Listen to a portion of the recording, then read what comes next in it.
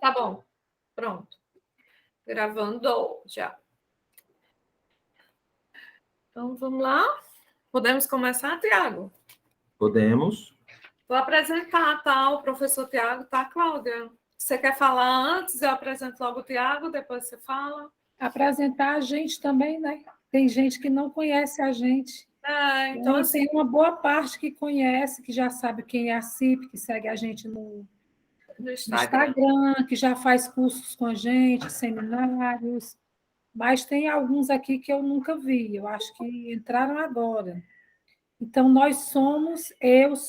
meu nome é Cláudia, e a Mônica, nós somos da CIP, a Clínica da Infância e Primeira Infância de Fortaleza, e sejam muito bem-vindos, né, o CinePC, para aqueles que não estavam no primeiro, né, foi uma ideia da gente, minha e da Mônica, para que a gente pudesse... A CIP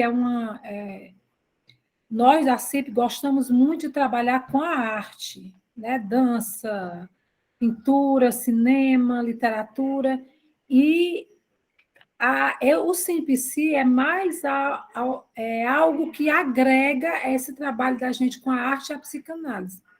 Então, foi uma ideia para que a gente pudesse se reunir e falar sobre psicanálise e cinema. Então, o primeiro filme foi com a Camila Guimarães, né, que ela apresentou A Filha Perdida, tinha alguns aqui que estavam, e agora nós estamos com o Tiago, que já é da CIP também, ele dá sempre seminários, cursos de férias, e teremos mais, né? Durante todo o ano, nós vamos trazer filmes com outras pessoas, né, outros psicanalistas para falar sobre aquele filme e também debater conosco.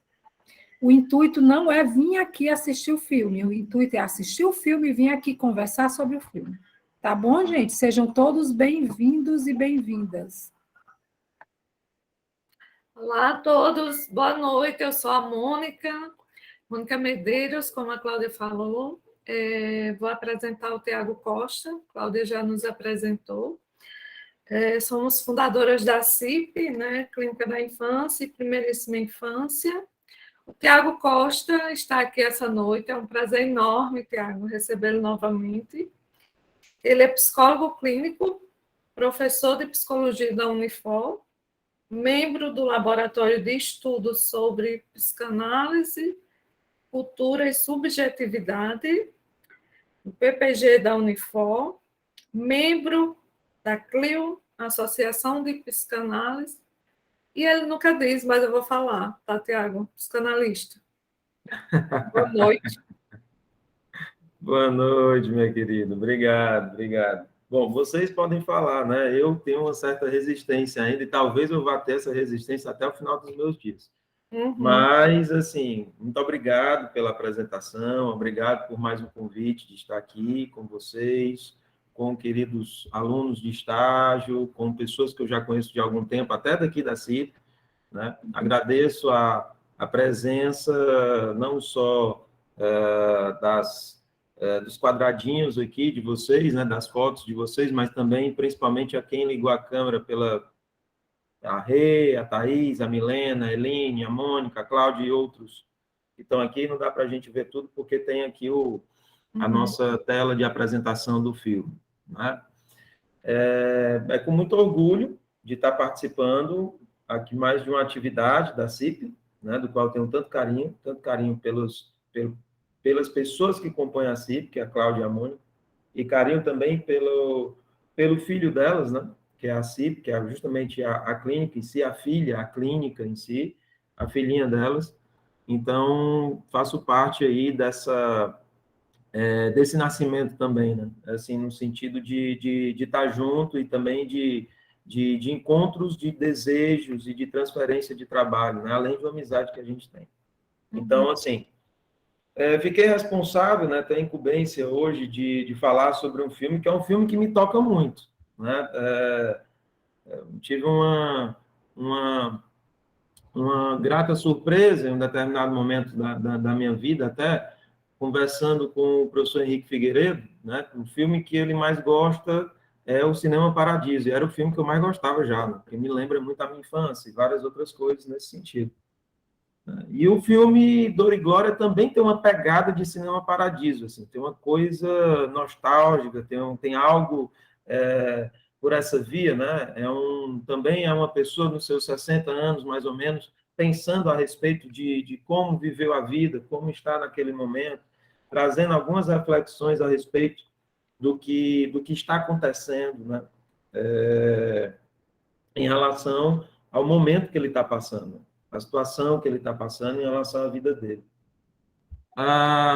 Então, é um filme que, quando a gente começa a entrar na obra de arte, né, como a obra de arte ele tem esse poder de catarse, né, de a gente reviver certas coisas, então me toca muito. Né, eu tive que tomar um certo cuidado com isso, né, de a gente olhar e tal. Da mesma forma como quando a gente escuta um paciente e a gente percebe que tem certas questões do paciente que ele fala e que ele traz no discurso dele para a gente, em transferência, algumas temáticas e a forma como ele traz essas temáticas, isso pode ser muito perigosa para a gente. Né? Isso pode trazer muito mais afetações, fazer com que a gente construa identificações, e aí trazer o perigo da gente poder sair, da posição de analista. Né? Então, eu trago esse filme, do qual eu tenho muito carinho, do qual a gente também discutiu a respeito, né? Outras possibilidades foram levantadas, mas a Mônica que veio com essa proposta, e eu aceitei porque eu adoro esse filme. Eu me lembro que eu assisti esse filme com a professora Tatiana Toches. Só eu e ela, a gente conversando sobre o filme, a gente foi lá pro cinema ali do Dragão do Mar, e a gente assistiu, e foi muito bacana, né, ter assistido o filme lá no cinema, e depois retomei o filme para poder falar sobre ele com vocês. Bom, acredito que a maioria deve ter visto o filme, né? Vou partir desse pressuposto, para que a gente possa ter um desenvolvimento em relação aos nossos trabalhos. Né? Então, vou deixar um pouco de lado um certo resumo que eu poderia fazer para a gente poder entrar naquilo que faz a minha proposta de atravessamento sobre o filme. Né? Então, cada um toma o filme da forma como pode tomar, né? E de acordo com aquele momento em si, né? De acordo com aquela situação em si. O que eu achei interessante de falar do filme tem a ver com o conceito de tempo ou temporalidade, digamos, dentro da perspectiva psicanalítica, né? Articulado também ao fantasma, à lógica do fantasma. Né? Então, a gente sabe que o nosso tempo que nós trabalhamos dentro da clínica não é o tempo cronológico, né? Haja vistas os atendimentos de Lacan, quando se tinha aquelas intervenções, né, mais drásticas, aí, onde se tinha 10 minutos, 15 minutos ou 20 minutos de tempo de sessão, né? Mas, assim, a gente não precisa estar fazendo, digamos assim, um lacanês da clínica, né? A gente tem que fazer e se apropriar, por exemplo, de um tiaguês, de um claudês, de uma moniquês, assim, uma regianês da clínica, porque é como a gente pode se apropriar, né, do nosso lugar enquanto analista. Então, eu acredito que a gente tem que cada vez mais entrar nesse lugar, entrar nessa perspectiva de escuta, do qual nós, com os nossos gozos, com os nossos desejos, com a nossa história de vida, é a gente que vai estar ali escutando o paciente. O filme é um filme, eu acredito, muito clínico, né? É um filme que traz uma perspectiva clínica, e o Almodóvar, ele já traz essa pegada nos filmes dele. Ele fez análise, deve fazer, né? Mas ele fez análise durante muito tempo, é um estudioso da psicanálise. E muitas vezes ele articula como ninguém nos filmes dele a referência do gozo, do desejo, da relação com a mãe, por exemplo, que é uma das tônicas e dos temas mais debatidos em relação ao filme, a relação com o corpo, né? Fez parte do movimento contra a cultura em relação à questão da ditadura dentro da Espanha e tudo mais, e faz parte também digamos, de um dos grandes cineastas que nós temos. né, questionador da vida de uma forma geral, e do qual eu acredito que as obras dele se aproximam muito com as temáticas psicanalíticas, né? Então, a gente vai falar a respeito do tempo, da lógica do fantasma e do desejo, né, a partir principalmente da falta dele, quando isso ocorre, que é a questão do filme, né? A partir de um determinado momento, isso ocorre para o Salvador, que é o principal, né, o personagem principal, e a gente percebe, né, que enquanto diretor e escritor, né, e roteirista, realmente, aquele que escreveu o roteiro do filme, o próprio Almodóvar diz que é a obra mais autobiográfica da vida dele, né? Vários poetas trazem, né, que toda obra é autobiográfica, né? Não tem como a gente deixar de pensar que uma obra não é autobiográfica, que veio de nós, então alguma coisa tem ali da gente, haja visto o que é o brincar, haja visto o que é o fantasiar dentro da psicanálise. Então, essa é a obra mais autobiográfica dele. Não é à toa que o personagem principal também é cineasta, né? Também é diretor e também é roteirista, também é também é escritor, tá? Então, a gente parte desse ponto. Vamos ver o que é o tempo, vamos pensar a respeito do fantasma e pensar a respeito do desejo, né? Na perspectiva, digamos assim, do filme de Almodóvar, tá? O que a gente vai fazer é trazer, digamos assim, essas construções, e aí eu vou utilizar como referencial duas obras, uma de Freud e outra de Lacan, que eu acho que fala bem sobre que tempo é esse que a gente trabalha, por exemplo, dentro da clínica. Então, o que eu quero falar hoje, como eu quero trazer, atravessar esse filme, é numa perspectiva clínica, de escuta clínica. Tá? E vocês vão entender o que eu vou fazer. Primeiro texto de Freud, recordar, repetir, elaborar, ou alguns trazem como lembrar, repetir e perlaborar, né? Mas eu vou preferir realmente trazer o recordar, e aí eu vou explicar porque eu vou preferir fazer o recordar, trazer a tradução da palavra do alemão para o português, o recordar, do que o lembrar. Né? Eu sei que o lembrar foi nessa obra aqui privilegiado por causa de uma certa referência mais comum, né, do que a gente escuta do paciente na clínica, né? Eu lembro de tal coisa, eu lembro disso, daquilo. Né? E, bom, mas eu acho interessante o recordar porque tem toda uma construção e um significado para a gente, a questão de recordação. Repetição e elaboração, e aí, quando Freud traz esse conceito de elaborar, ele traz de uma forma diferente, ele coloca um radical, né? Na língua alemã tem vários radicais que você vai juntando nas palavras, e elas vão, digamos, virando uma palavra só com várias ideias compostas ali, né? Talvez por isso eles são grandes pensadores, né? Filósofos, ou inventaram a psicanálise, ou o que for nesse sentido, na língua alemã, a cultura alemã tem essa tradição, né, de fazer grandes pensadores. A gente tem, por essa via, digamos assim, a perlaboração, né, o perlaborar, que é um atravessamento da elaboração, é um movimento de atravessamento da elaboração. E eu acho que isso é bem-vindo também para a gente. Então, a gente vai pensar nessa obra, e numa obra de Lacan, que o tempo lógico, né, que é uma obra de uma obra de 1945, mais ou menos, acho que é por aí, é essa data. É o tempo lógico e a asserção de certeza antecipada, tá? É o tempo lógico e a asserção de certeza antecipada, ali onde o Lacan vai falar sobre o instante de ver, o tempo de compreender e também o momento de concluir. Tá? O que eu quero dizer é que o Almodóvar levou muito a sério isso. E o filme dele perpassa justamente esses tempos, essa temporalidade psicanalítica. Né? O recordar, repetir e elaborar, e também o instante de ver, o tempo de compreender e o momento de concluir. Tá? Isso é algo que você percebe durante muito cedo digamos, quando você vai analisar a obra, ele traz algo nesse sentido, ele traz uma certa construção, não é só aqueles filmes que vêm com certos fragmentos, ele traz um certo encadeamento de uma certa ordem, de uma certa organização. E é o que a gente pode começar a pensar, que o tempo ele tem uma organização. Não é?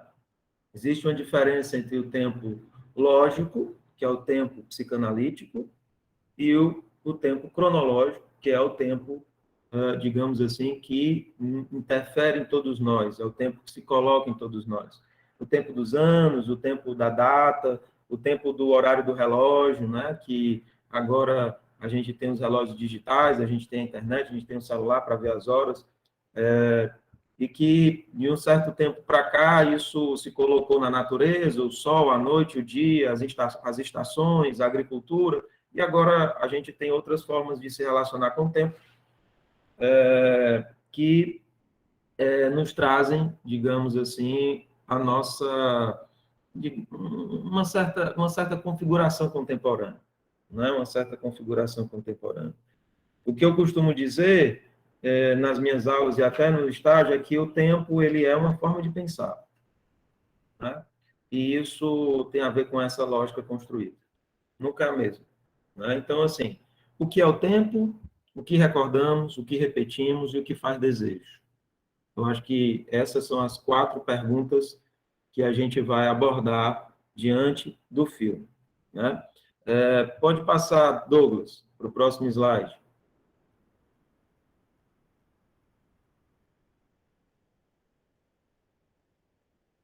Pronto. Aqui a gente começa a trabalhar o conceito de recordação e vai justamente pela etimologia, né? Do recordar, ou record, que é uma tradução do latim, onde nós podemos ter como significado etimológico o trazer de novo ao coração. Tá? O trazer de volta ao coração. Né? O ré fica nesse ponto desse trazer, dessa busca, desse trazer para, né?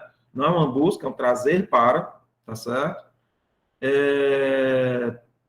E o coração, que é justamente o cordar, que é essa palavra, e o radical do latim tem a ver com o coração, tá? Então, recordar é trazer de volta ao coração, trazer de novo ao coração, tá? Esse é um ponto importante, porque a gente já pode começar a pensar, assim, o que é que nós recordamos, tá? E aí, o Almodóvar é brilhante, porque ele vai fazer articulações todo o tempo com dores e glórias. Então, o filme todo ele vai articular dores e glórias, né? E isso está intimamente articulado à psicanálise, né? Porque o que nós recordamos tem a ver com aquilo que nos marca a partir das nossas experiências de prazeres e desprazeres. As marcas mnêmicas, elas se inscrevem no aparelho psíquico a partir de prazeres e desprazeres, de glórias e dores. Não é? Então, a gente já começa aí por essa referência, tá certo? Então, o que é que nós recordamos? Tem a ver com aquilo que nos marcou em relação a essas duas perspectivas contraditórias, opostas, mas que se articulam. E aí é o que a gente vai entender dessa articulação. Né? Bem e o mal, o branco e o preto, a luz e a escuridão. Então, assim, todos esses opostos, o sentido antitético das palavras, a gente, enquanto analista, né, escuta da linguagem, a gente percebe que eles vão se encontrar. E não é no infinito. Muitas vezes está muito mais próximo que o infinito. Tá? Diga, Mônica. Tiago, é interessante também lembrar, né, você falando do iniciozinho, recordar, repetir, elaborar, que o Freud, quando ele trouxe esse texto em 1914, ele fala da importância das pessoas procurarem um psicanalista. Uhum. Né? Então, assim, você está começando aí, me veio essa lembrança, né, desse texto, que realmente é muito bom. Então, assim, ele vai tratar realmente do cenário clínico, né? dessa busca. Sim, e no texto ele trabalha justamente a escuta clínica e o método, né? E como a gente pode trazer o método da psicanálise. Porque ele começa a falar que na hipnose se pensava em chegar àquela catarse, né? Um efeito de abreação através de uma recordação direcionada. E aí ele começa a sair desse lugar, dessa posição, para a associação livre e fazer com que o próprio paciente possa recordar da forma que lhe aprouver, digamos assim. Tá? E o filme ele é dado em associação livre, né? Muito Sim, bom. sim. Bom, pode passar, Douglas, que eu acho que no próximo... Aqui é a cena inicial do filme, né? Só volta um pouquinho, desculpa, meu querido. Aqui é a cena inicial do filme. Ele inicia com essa cena. Ele está submerso, né? Ele está submerso ali, ele está imergido ali na água de uma piscina, e ele começa a pensar, né? E começa a ter recordações. Então, ele começa a recordar determinadas coisas que fizeram parte da vida dele, né?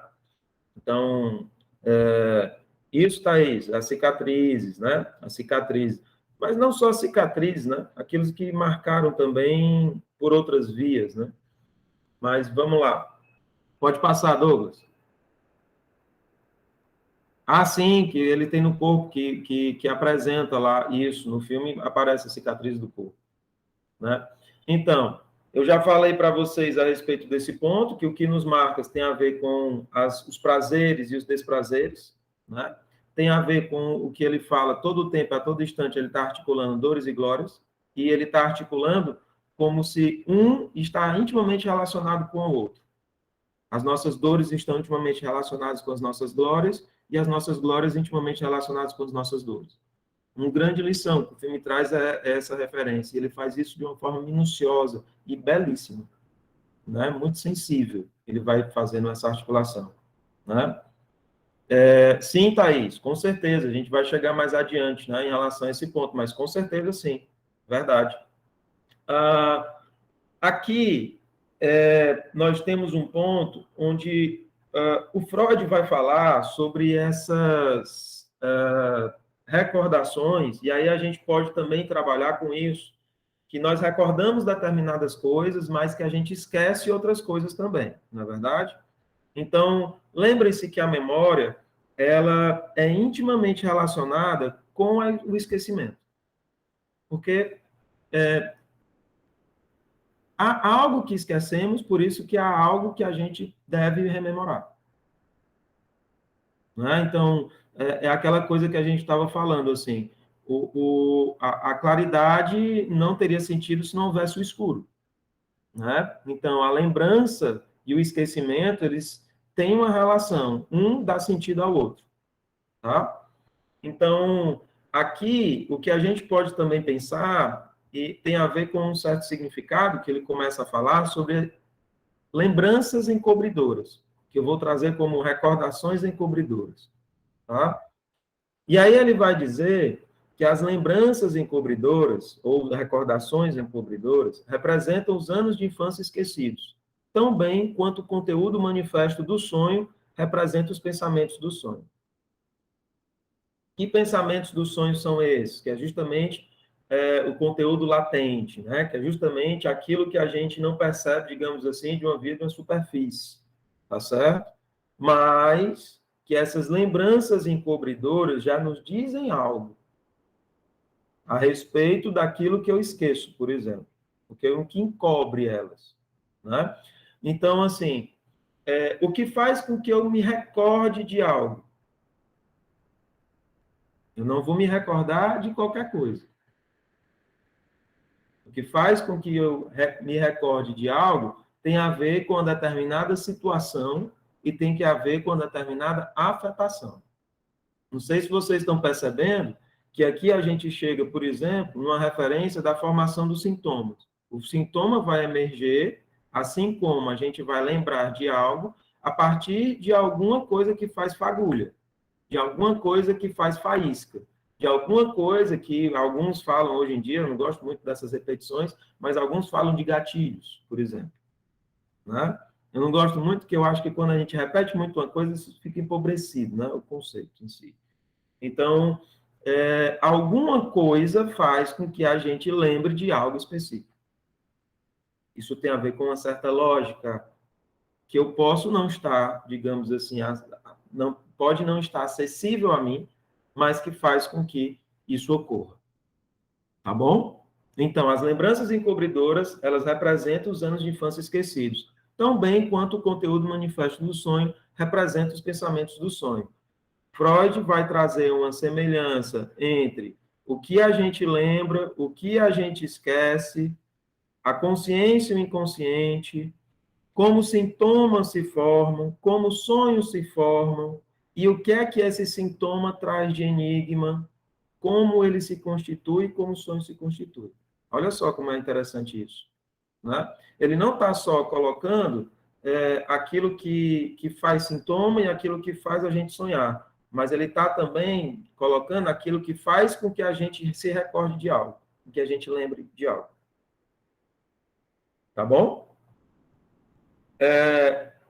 Uma das coisas também que fica claro no filme, também na psicanálise, né? Quando a gente fala da sexualidade infantil, é que o infantil, ele não perece, ele não acaba, nunca. Ele sempre continua. Então, as lembranças que a gente vai ter, se a gente for chegar no seu núcleo, é na infância que a gente vai estar. Tá? Então, a gente vai percorrendo esse caminho até chegar nesse núcleo infantil. Né? O núcleo onde nós começamos a nos constituir enquanto sujeitos. Começamos a construir determinadas tendências. Certo? E não é à toa que, nesse momento, pode passar para a próxima... Pronto, essa figura aí, Douglas, é essa mesmo.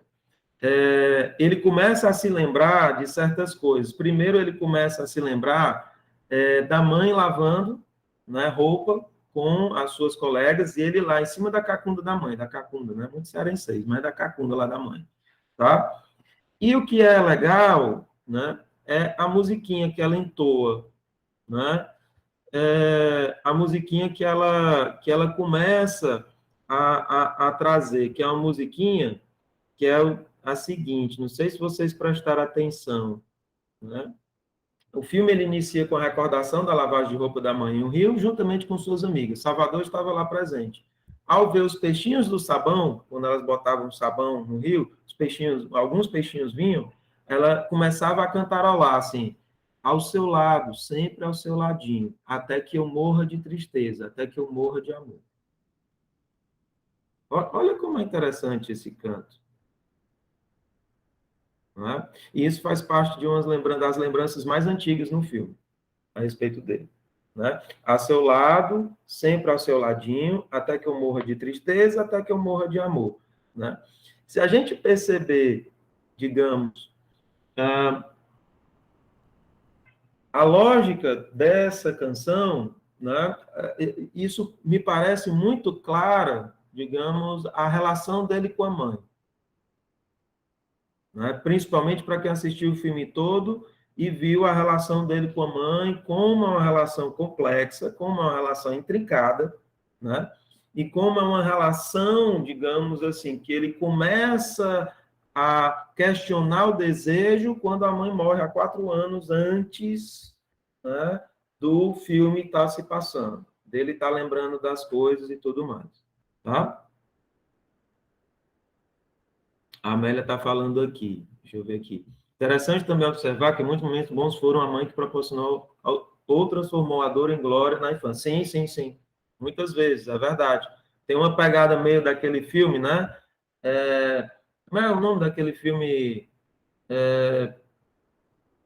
Daquele cara que está no campo de concentração e aí fica fazendo coisas assim com o filho, né? A Vida é Bela. A Vida é Bela, que eu tive uma raiva danada desse filme, porque ela ganhou o filme, ganhou do filme brasileiro da Fernanda Montenegro, né? Mas, assim, na época. Mas é muito Foi bonito. na época do Cinema Paradiso, Tiago. Ele ganhou no Cinema Paradiso. Não, acho que o Cinema Paradiso ganhou o Oscar. Não, Cláudia, eu foi não. antes até o Cinema Paradiso, se eu não me Foi não, o Cinema Paradiso perdeu para esse do menino. Era aquele, quem estava concorrendo era o Cinema Paradiso, esse que você falou, que agora me deu um branco, eu disse o nome e esqueci, e aquele Filhos do Paraíso, que é um filme iraniano, também perdeu para o... Bom, enfim, né?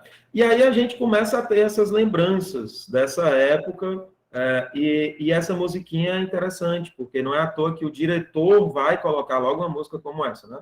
Para ser cantada, para ser colocada ali, e no momento em que ele está junto da mãe, né? É até interessante que essa passagem diz assim, eu queria ser um homem para nadar nu no rio, né? Para estar pelado aqui no rio e tal. Né? Ela fala isso, a mãe fala isso, né? Para as outras mulheres. Enfim, né? Enfim, é nesse momento que quando ele, depois de cantarolar essa música, de lembrar dessa música, o Salvador ele emerge da piscina, né? Onde estava imerso naquelas recordações. Então, esse emergir, né? esse sair de dentro das nossas recordações, né, e entrar novamente nelas, né, isso é bem interessante, porque é um processo que todo tempo a gente faz dentro da análise, né? A gente está em análise, a gente entra dentro do processo de recordação, parece que a gente está vivenciando aquilo, né? Isso faz parte também a referência do divã. O divã faz com que a gente entre mais em contato com essas recordações, porque a gente não está de frente para o analista. Bom, é uma cena clínica que é interessante, né, a gente pensar nessa dinâmica. E isso também faz com que a gente traga que, assim, as recordações, elas possuem um ritmo, como se a gente fala que é um trazer para o coração, né? Existe o batimento do coração, que é o que pulsa e o que nos faz vida, né? Que é o que traz tensão, né? Então, as recordações, elas também possuem um certo ritmo, como uma música, como uma cantiga, né? E suas letras, elas nunca passam desapercebidas pelo psiquismo, assim. As letras da música, o ritmo da música, né? O que eu quero trazer aqui para vocês é que em cada paciente, em os seus determinados momentos, trazem também um ritmo, uma cadência. E é interessante que a gente se articule a essa cadência, né? Como se fosse assim, uma estação de rádio que a gente procura para poder ter a estação e escutar de uma forma mais clara, né? O que o paciente está falando, tá? Então, isso não é qualquer coisa para a gente, né? Às vezes a gente está passeando e a gente fica com uma música na cabeça, né? Tem aquelas músicas chiclete, mas tem outras que ficam. A gente vai pensar por que está na nossa cabeça. Se a gente parar para perceber a letra da música, a gente vai perceber o que é. Ou então, se a gente parar para perceber a melodia, o que é que nos lembra, ou que momentos é esse, a própria música em si, que às vezes é só uma musiquinha, um negocinho, um sonzinho, né? Isso também nos traz alguma referência de como nós estamos naquele momento e por que está se repetindo na nossa cabeça. Tá? Se repetindo. Vou chegar na repetição mais adiante. Né? Então, assim, já falei para vocês que o recordar, ele tem a ver com essas, digamos assim, a forma como eu posso lembrar de determinadas coisas, né? Sendo que toda lembrança que eu tenho me traz um certo direcionamento, tá? Então, toda recordação ou lembrança, ela é encobridora porque realiza uma determinada lógica psíquica do fantasiar, né? Que se articula ao fantasma da gente, tá? E a gente vai começar a entender o que é isso, certo? O que é que eu quero dizer com isso? Que, primeiro, que toda vez que a gente recorda algo, a gente não vai recordar da mesma forma. Então, nenhuma recordação é de uma mesma forma. E muitas vezes o próprio processo de recordar, de trazer ao coração, é no intuito de perceber algo que passou despercebido. Tiago, Uhum. Posso falar? Pode. Desculpa, você estava certo. Cinema, eu tinha que falar porque Ah, tá para bom, corrigir, tranquilo. para corrigir, mas é porque é importante isso. Central do Brasil e A Vida é Bela concorreram em 99. Cinema Cine Paradiso, Paradiso em 90. 90, Cine Paradiso. 89. Cinema Eu acho que Paradiso. não. Aqui está dizendo 89. Tá Era certo. só isso, Mas, só para corrigir o meu erro. ó, o seu erro foi muito importante, porque isso traz justamente a lógica da recordação, da forma como encobre determinadas coisas, né? Então, não é à toa que você articulou o Cinema Paradiso e A Vida é Bela, né? E Central do Brasil, por exemplo, entendeu? Isso tem a ver com uma certa lógica, justamente daquilo que a gente está falando a respeito do nosso fantasiar e do nosso fantasma.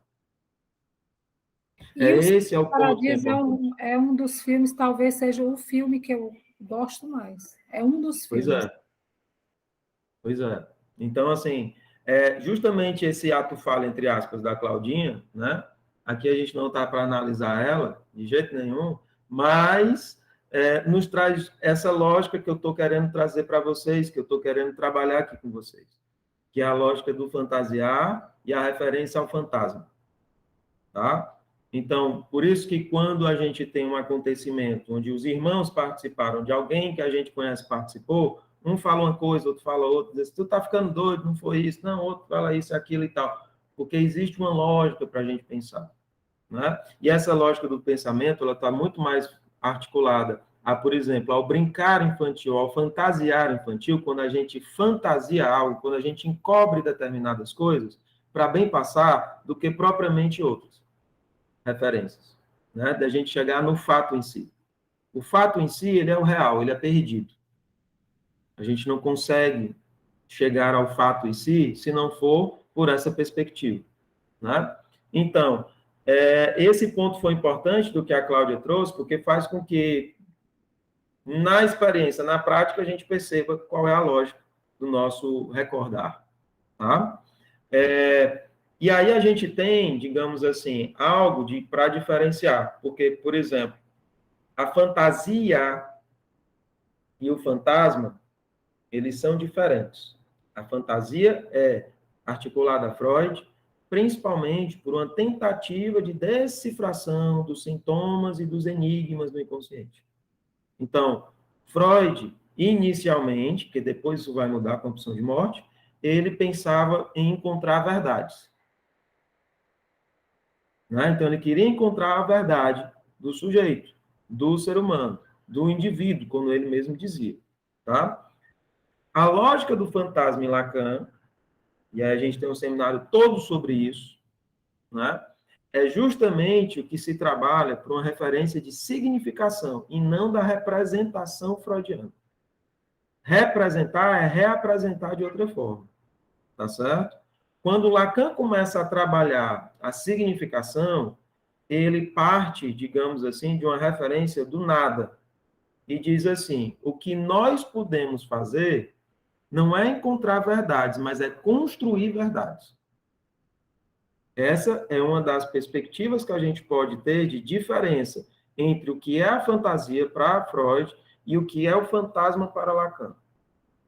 Tá certo? Bom, conhecedor da linguística, onde ele desenvolve vários estudos e aprofunda esses estudos em relação à linguística, ele vai, digamos assim, até as últimas consequências, né? Até esse nada e até a referência do real.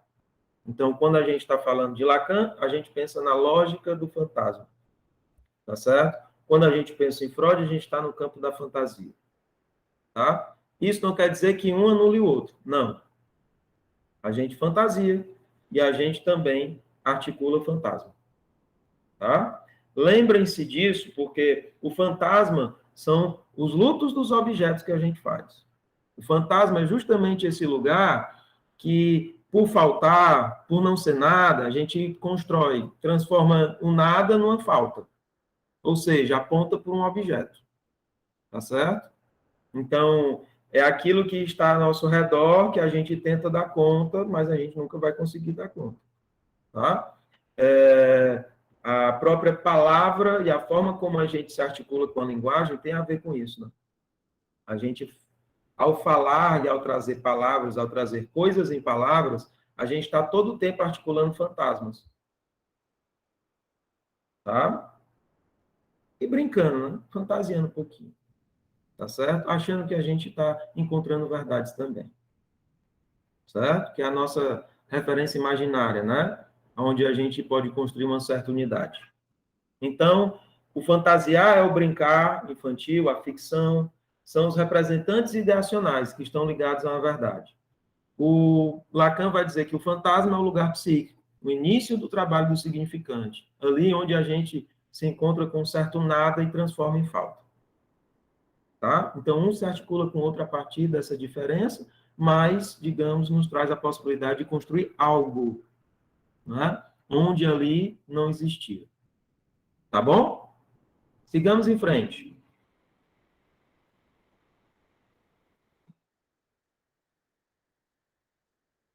É aqui que a gente pode ter em mente que o nada se transforma em trauma a partir do fantasma e da fantasia, em seus processos de significação e representação. Então, o que é que me aconteceu? O que é que aconteceu a Salvador? Né?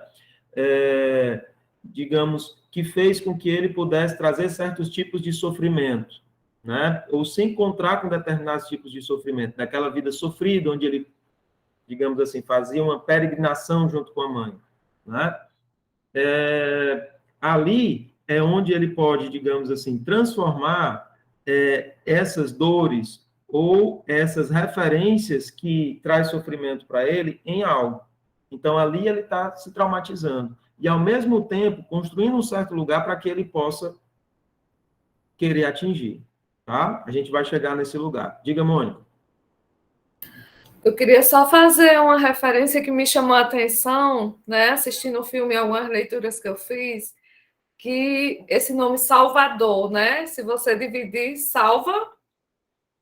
Sim. Né?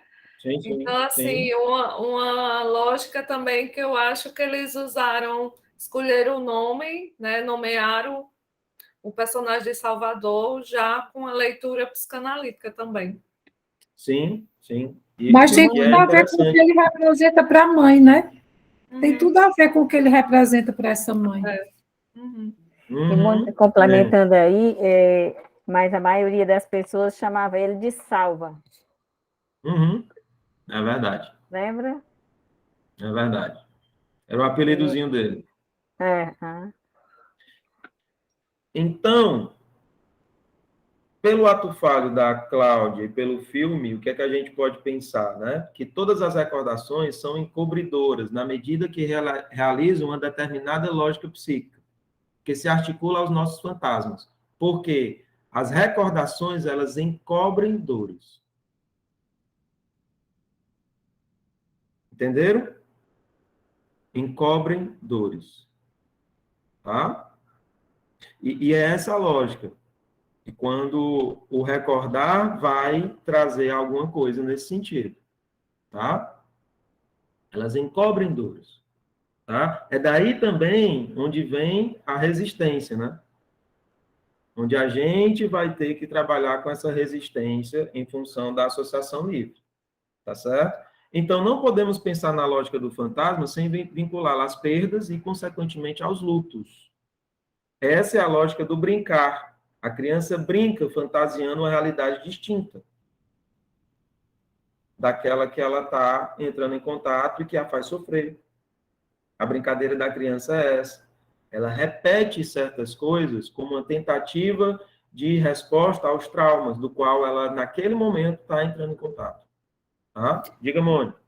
Fordar, né? Sim, sim, fordar. Né? Que a gente continua a fazer, né? Esse jogo de presença e ausência que a gente faz com as palavras. A gente traz, a gente ressuscita objetos e mata objetos. Faz como o artista, né? Transforma uma coisa em outra coisa. brincar. Uhum. Sim. Então, Por é isso essa que lógica. quando ele estuda, quando ele está no colégio, essa criança vem em casa, ela reproduz a cena da escola, brincando de professora, mas de uma outra forma. Sim, sim. E é interessante, né, o que você está falando, porque eu me lembro dele, porque a grande mágoa dele é que a mãe colocou ele no internato, né? E é legal isso, porque, assim, foi a grande saída dele, foi o internato, né? Porque ali onde ele teve a possibilidade de aprender várias coisas, né, por mais que ele ache que ele não aprendeu nada, né, que ele ficou lá cantando, fez outras coisas nesse sentido e tal, mas ele aprendeu a ler e escrever, mas deu digamos assim, um certo corte, né, na relação dele com a mãe. Então, por isso que mais adiante, o que eu vou falar é que, assim, nós somos muito ligados ao gozo, né? Nós somos muito obedientes ao grande outro. E a gente não percebe isso. Então, a grande mágoa dele, que foi a salvação dele, né? Em relação à mãe, tem a ver com esse corte que ela fez de colocar ele no internato, né? Porque talvez, se ela não tivesse colocado, isso teria sido muito complicado para ele, né? Em função das escolhas dele, dos dons que ele pôde ter, que ele pôde desenvolver, nessa perspectiva, né? De se fazer sujeito, né? De se fazer desejante, digamos. É preciso uma separação, né? Para isso. Então, essa lógica do brincar e fantasiar, descritas por Freud, mas também de forma mais profunda, é a lógica da significação lacaniana. Tá? Bom, aqui, o recordar, eu quero trazer para vocês como uma articulação daquilo que Lacan traz como o instante de ver. Tá? Então, o instante de ver também pode ser articulado ao recordar. Né? Então, o recordar, em realidade, é o instante de ver do tempo lógico de Lacan, enquanto operador clínico, que traduz uma forma de pensar que nos possibilita, mais adiante, uma reflexão. Não é que seja reflexão agora, mas quando a gente faz uma pergunta para o paciente, a gente traz a possibilidade dele lembrar e dele recordar de algo. Tá certo? Então, o recordar e o instante de ver são as primeiras aproximações com os fatos da vida que experienciamos, acessados através de nossas memórias, né? Através de nossas memórias. O Marcos colocou aqui alguma coisa. Tira daí, Douglas.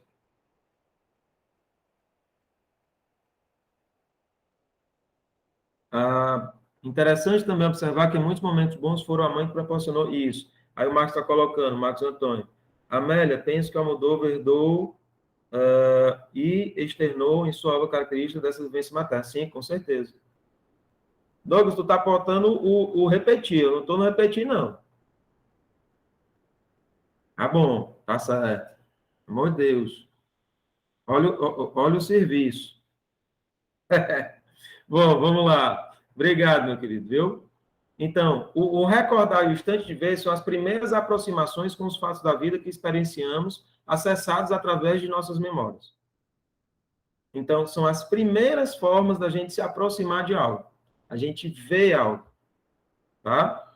E aí onde a gente pode começar a pensar a respeito, né, de o que é se recordar inicialmente. É uma primeira aproximação. É o instante de ver, tá? Algo nos chama a atenção e o vemos. O jogo dos significantes está em cena. Algo nos toca o coração. Algo nos toca. A pergunta que o analista faz é tocada em nós, é afetada, nós nos afetamos de uma certa forma. Algo me toca que faz com que eu possa pensar determinada coisa, esse pensar em função de uma lembrança, de uma recordação. Tá? E aí, algo nos toca o coração e vemos algo novamente. E nós vemos, e nós acessamos uma memória. Vinculamos a memória de nossas experiências. Tá? E, muitas vezes, algo acontece, porque, assim, a gente passa a, digamos assim, estranhar por não ser exatamente igual àquilo que a gente imagina na fantasia. Isso vai ser colocado aos poucos, porque a gente começa a falar sobre aquilo que a gente está rememorando, e as perguntas do analista vão fazer com que a gente possa olhar essa lembrança de outras perspectivas também, tá? Então, o efeito fantasmático se faz presente. Parece que sempre fica um fantasma rodeando a gente. Alguma coisa que sobra, alguma coisa que não é idêntica totalmente àquela recordação que a gente tem. Porque a gente começa, a partir dessas intervenções, a olhar sob outras perspectivas, por exemplo.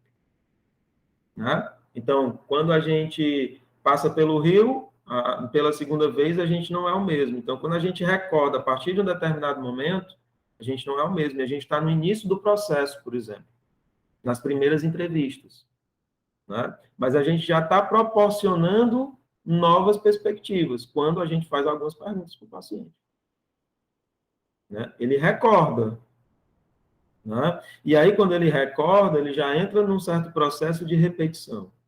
A gente vai já conversar a respeito desse ponto. Tá? Então, o filme inicia, já falei para vocês como se inicia o filme e tudo. Então, assim, logo depois, ele emerge da água, né? Ele sai da água, né? Depois dessas recordações, e aí ele conversa com uma amiga após ele estar na piscina, né?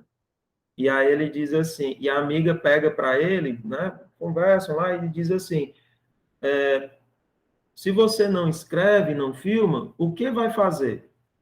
Pergunta para ele, porque ele diz para a amiga que ele não estava mais conseguindo escrever, já há algum tempo. Né? Aí ele diz assim, viver, suponho. Olha só como é interessante isso. Como o filme, o fazer filme era tão entranhado nele. Né? Diz assim, e que em um determinado momento o trabalho se transforma em outra coisa. Então, esse é um ponto interessante, porque, assim, pulsão de vida e pulsão de morte são dois lados de uma mesma moeda, segundo Freud. Né? Um trabalho pode ser extremamente construtivo, criativo, né? E potencializador para a gente. Mas em um determinado momento pode se transformar em pulsão de morte e ser destrutivo. A mesma coisa, entre aspas, toma outra proporção, porque deixa de ser a mesma coisa. Ou porque eu não tenho mais, ou não consigo dar mais sentido para aquilo. Isso a gente percebe muito, por exemplo, na relação do trabalhador com o trabalho hoje em dia. Diante de tantas exigências, diante de tanta burocracia e outras coisas, né? Que até o próprio Marx já delatou isso, né? Onde a gente não mais vê a mão do artista produzindo a sua arte, né? A produção, a gente produz algo que a gente não vê como nosso, como original. E isso é muito complicado, porque a gente se desumaniza com isso. Não é? Nós não nos percebemos mais como produtores de alguma coisa, de uma diferença, onde o trabalho poderia demarcar isso. Né? Bom, e aí ele diz, né? Viver, suponho. Quer dizer assim, há 32 anos, nunca mais assistiu ao filme, que é um filme que é Sabor, o nome do filme. Olha só, né? As mensagens aí, né? Porque que fez grande sucesso esse filme, justamente o que ele estava, digamos assim, sofrendo, né? De um dessabor em relação à vida, em relação ao trabalho, em relação às coisas que o circundavam ali, né? E aí ele comenta que uma empresa queria fazer uma ação publicitária a respeito do filme e tal, que era um clássico e tudo mais e tal. E aí ele teve que rever o filme, porque ele aceitou a proposta da empresa e tudo. E aí ele teve que rever o filme. E aí ele diz o seguinte para a amiga: revendo o filme, ele está melhor do que há 30 anos. Olha só como isso tem a ver com a questão da recordação e como a gente pode recordar em um determinado momento da vida, em outro momento da vida, né? Aí a amiga responde simplesmente assim para ele. Lembra que a gente estava falando de ver, do momento de ver e da aproximação, né, inicial. Aí a amiga responde: são os teus olhos que mudaram, o filme é o mesmo. Olha só como é interessante, né? Então, a gente também tem que lembrar que sabor, gosto, sabor característico, odor, perfume, né? Vem também da raiz que se articula a palavra saber, né? Então, saber e sabor tem aí uma articulação. Então, quando a gente está desgostoso para a vida, quando a gente não tem mais sabor pela vida, a gente não quer também mais construir saber, né? Isso é algo bem interessante, e isso tem a ver com o que eu trabalhei com vocês aqui da CIP, lá no seminário de férias, quando a gente estava falando sobre os afetos, as emoções, os sentimentos, né? A angústia. Então, a gente estava falando a respeito disso, desses órgãos dos sentidos e como eles estão entrelaçados, né? Então, Salvador denuncia que perdeu o sabor pela vida, por isso, recorda o passado. Ou seja, traz o passado para o coração novamente. Né? Pelo menos ele está fazendo esse movimento, né? Alguns podem cessar esse movimento e tem a ver com as lógicas depressivas mais fortes, né? Todavia, nunca recordamos da mesma forma. Algo se repete, mas se diferencia. Repetir, repetir, repetir, repetir.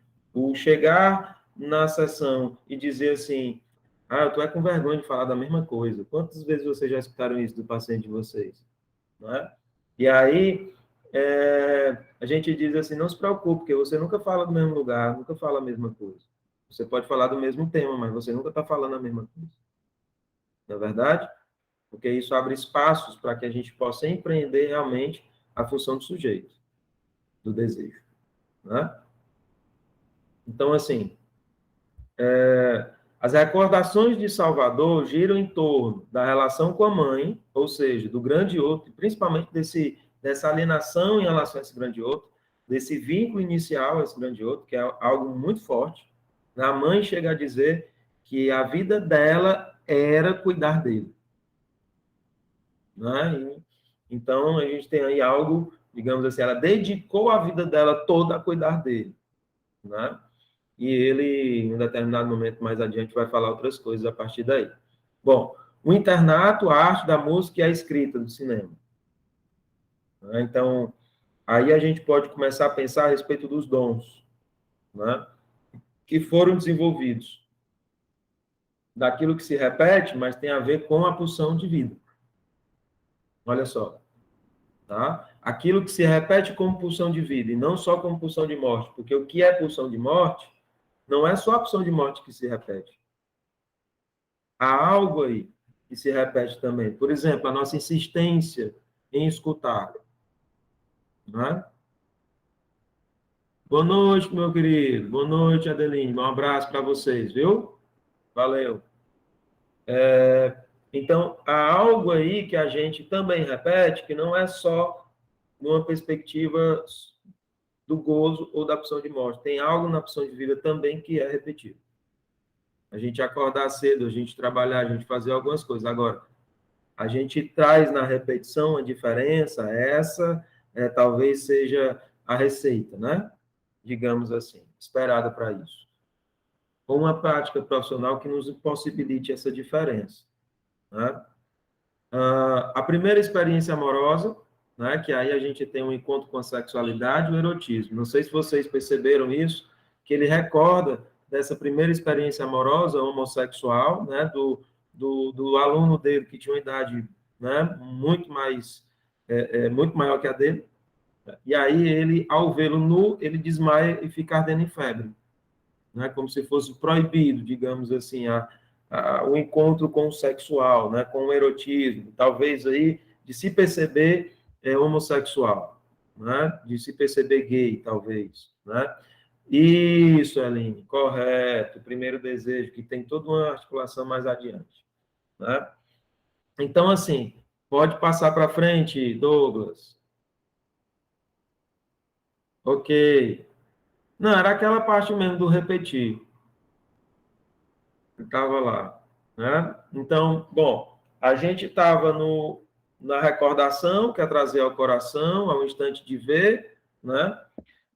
E agora a gente entra dentro dessa perspectiva do repetir. E o repetir, numa perspectiva etimológica, a gente tem o re, que é o fazer de novo. Não é a Rejane, é o fazer de novo. Tá? E o peter, que é justamente em direção a procurar, atacar. Né? Então, assim, o que a gente tem em relação à repetição, a gente pode traduzir para uma perspectiva, digamos, seguinte, né? Enquanto recordar é trazer ao coração, repetir é agir da mesma forma para ir na mesma direção de algo.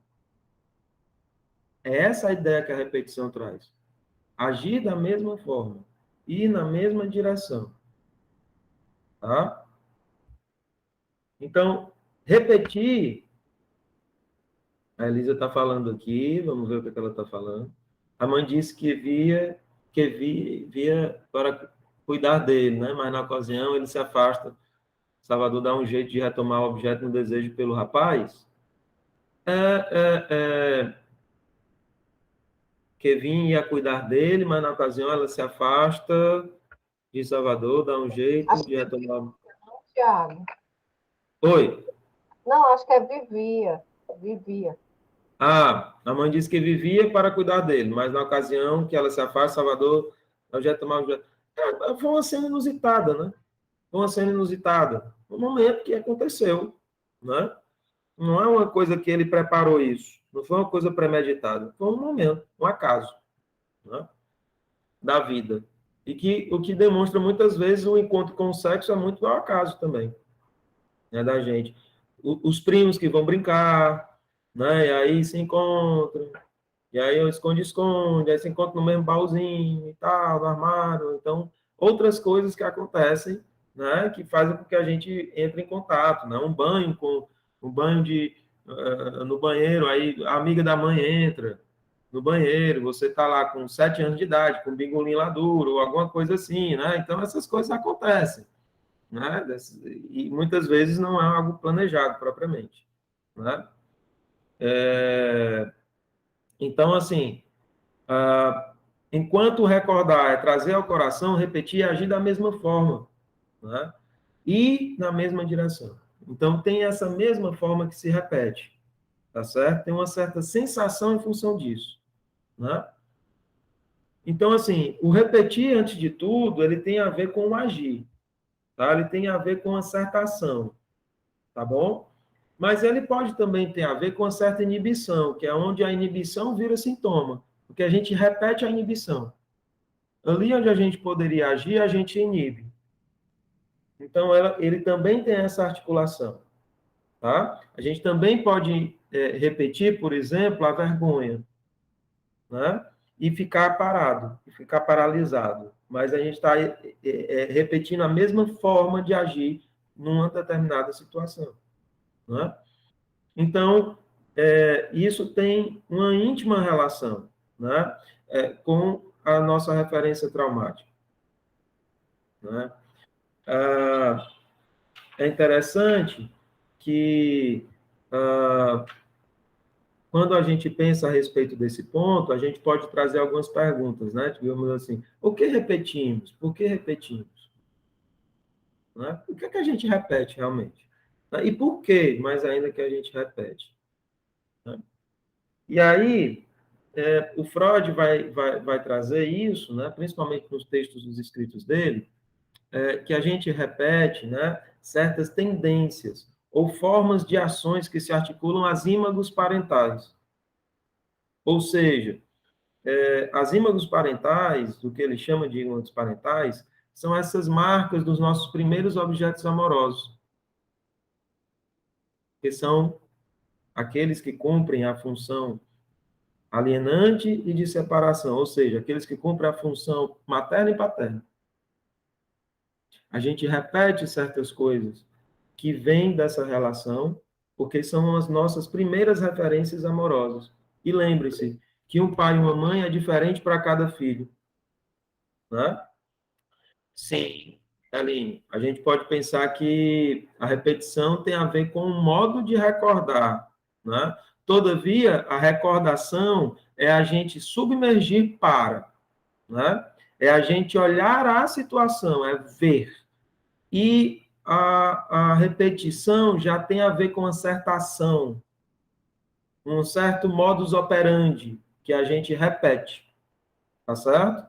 Então, tem isso, tem uma perspectiva do ato, de uma atuação em cena. Por isso que a gente fala de compulsão à repetição, né? De estar repetindo isso, nem que seja por uma certa inibição, né? Mas é uma forma também de repetir, né? Uma não ação. Como, por exemplo, um sintoma da anorexia, que é não comer. Repete o não comer, né? Como a comida como um signo de desamor, por exemplo. Tá? Então, a gente tem esse campo aqui, né? É a compulsão ao nada, né? Dentro da referência anoréxica, por exemplo. Né? A compulsão alimentar tem outra perspectiva, né? A compulsão ao alimento, a compulsão ao tudo, a compulsão onde o alimento se torna um signo de amor e parece que eu estou meio furado, que eu não sei até onde vai o meu limite de preenchimento em relação a esse alimento, tá bom? Então, a gente repete tendências, formas de ações que se articulam às ímãs parentais, ou seja, as marcas dos nossos primeiros objetos advindos dos processos de alienação e separação. Aqui, a gente tem, né, digamos, justamente a frase que eu falei para vocês, ou seja, o nosso gozo é justamente a dimensão que faz com que a gente perceba que a gente é muito mais obediente ao grande outro do que a gente imagina. Não é?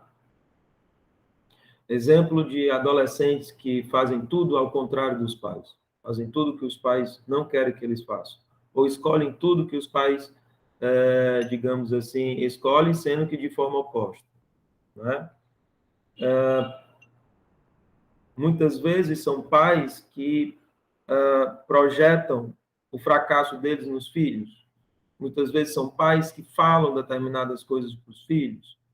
E os filhos só têm uma forma são muito intrusivos, e os filhos só têm uma forma de reagir, parece, para eles, ou de querer se diferenciar, é justamente sendo o oposto deles. Né? Mas isso só evidencia uma dependência, né? Tiago, mas aí também não está a inconsistência do grande outro, não? Quando eles escolhem outra coisa?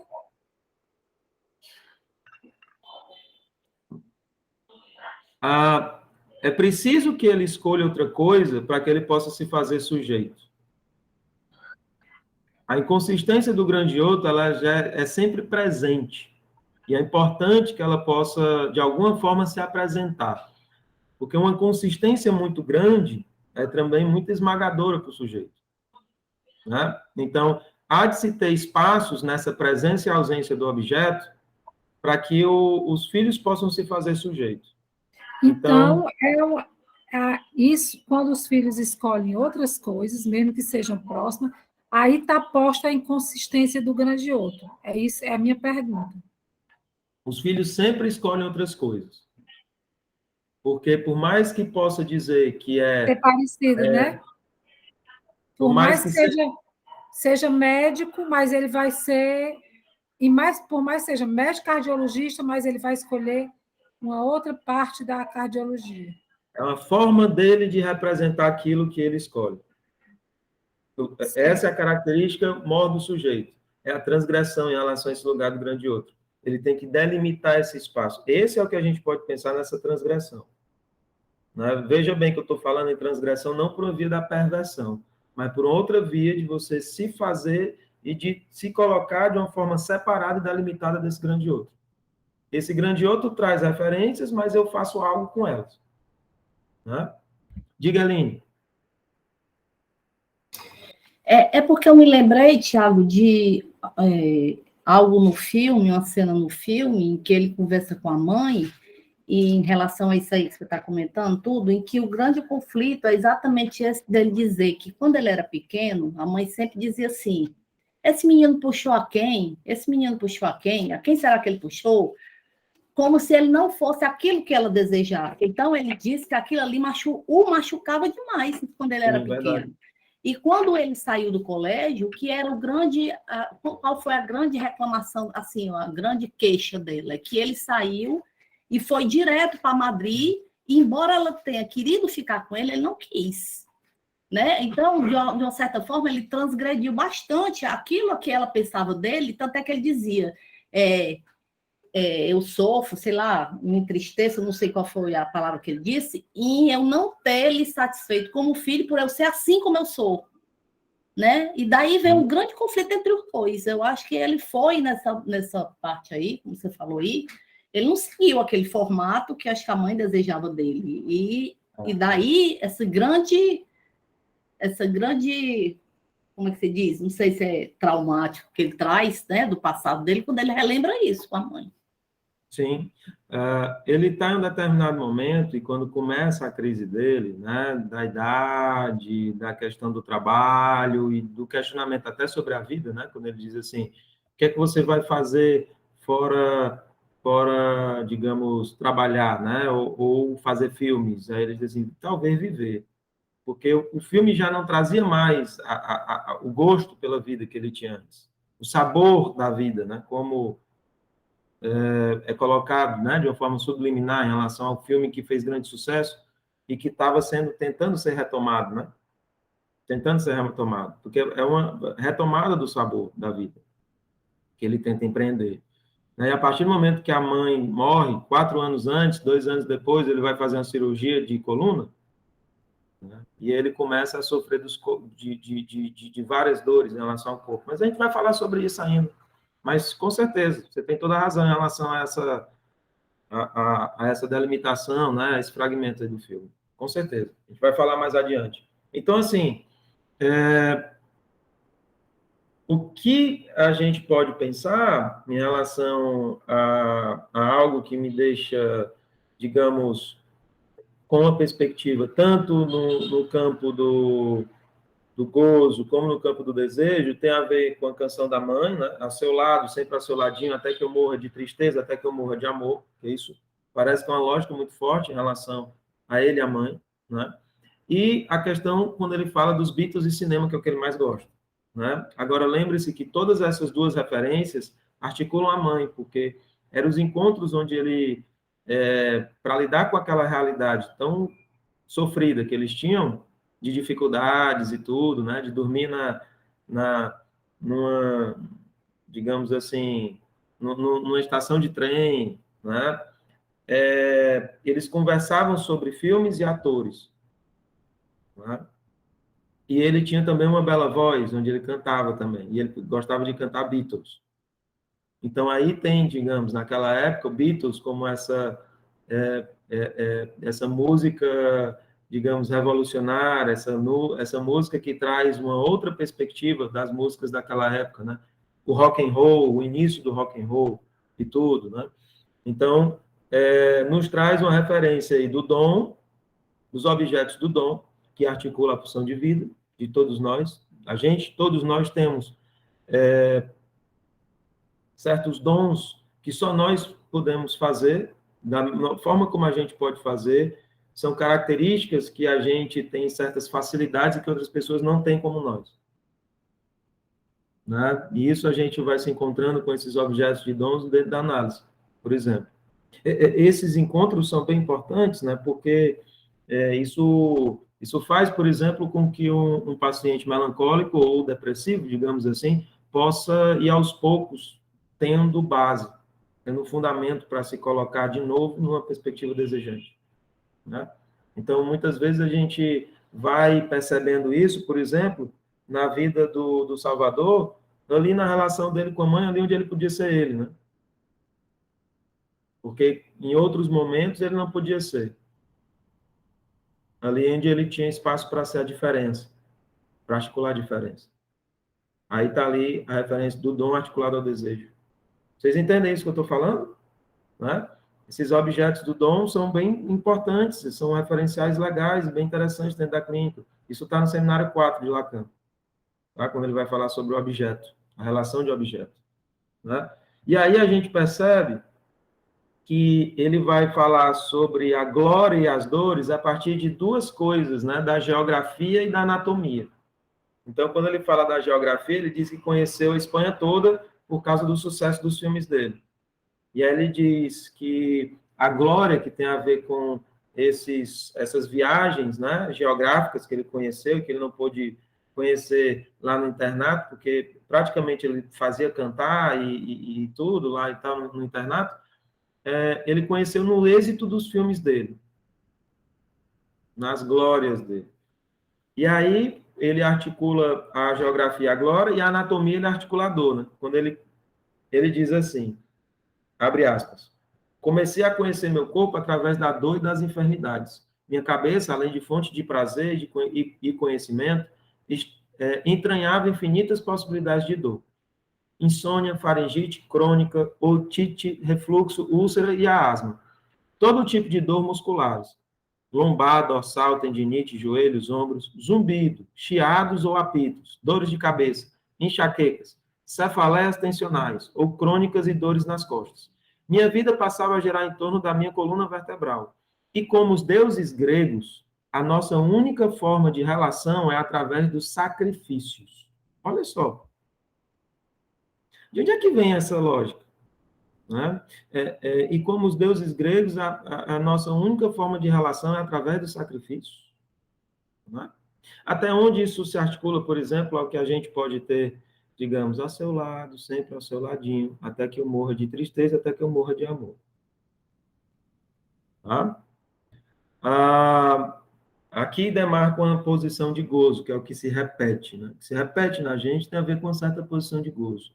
Então, também sofro de penalidades abstratas, dores da alma, como pânico e ansiedade, que acrescentam angústia e terror à minha vida, que alterno há anos com a depressão. Nas noites que sofro vários tipos de dores, acredito em Deus. Nas noites que tenho apenas uma dor, sou ateu. Olha só como é interessante. Né? Cada vez mais que eu entro em contato, e vocês também ajudam muito a isso, né? Porque eu tenho um sentido a mais para poder ler a psicanálise, que é para passar para vocês, para tentar trazer alguma coisa interessante e tudo, né? Então, esses projetos de estar aqui na CIP, além de ganhar dinheiro, mas tem a ver também com uma certa sustentação em relação ao meu fazer dentro da psicanálise, né?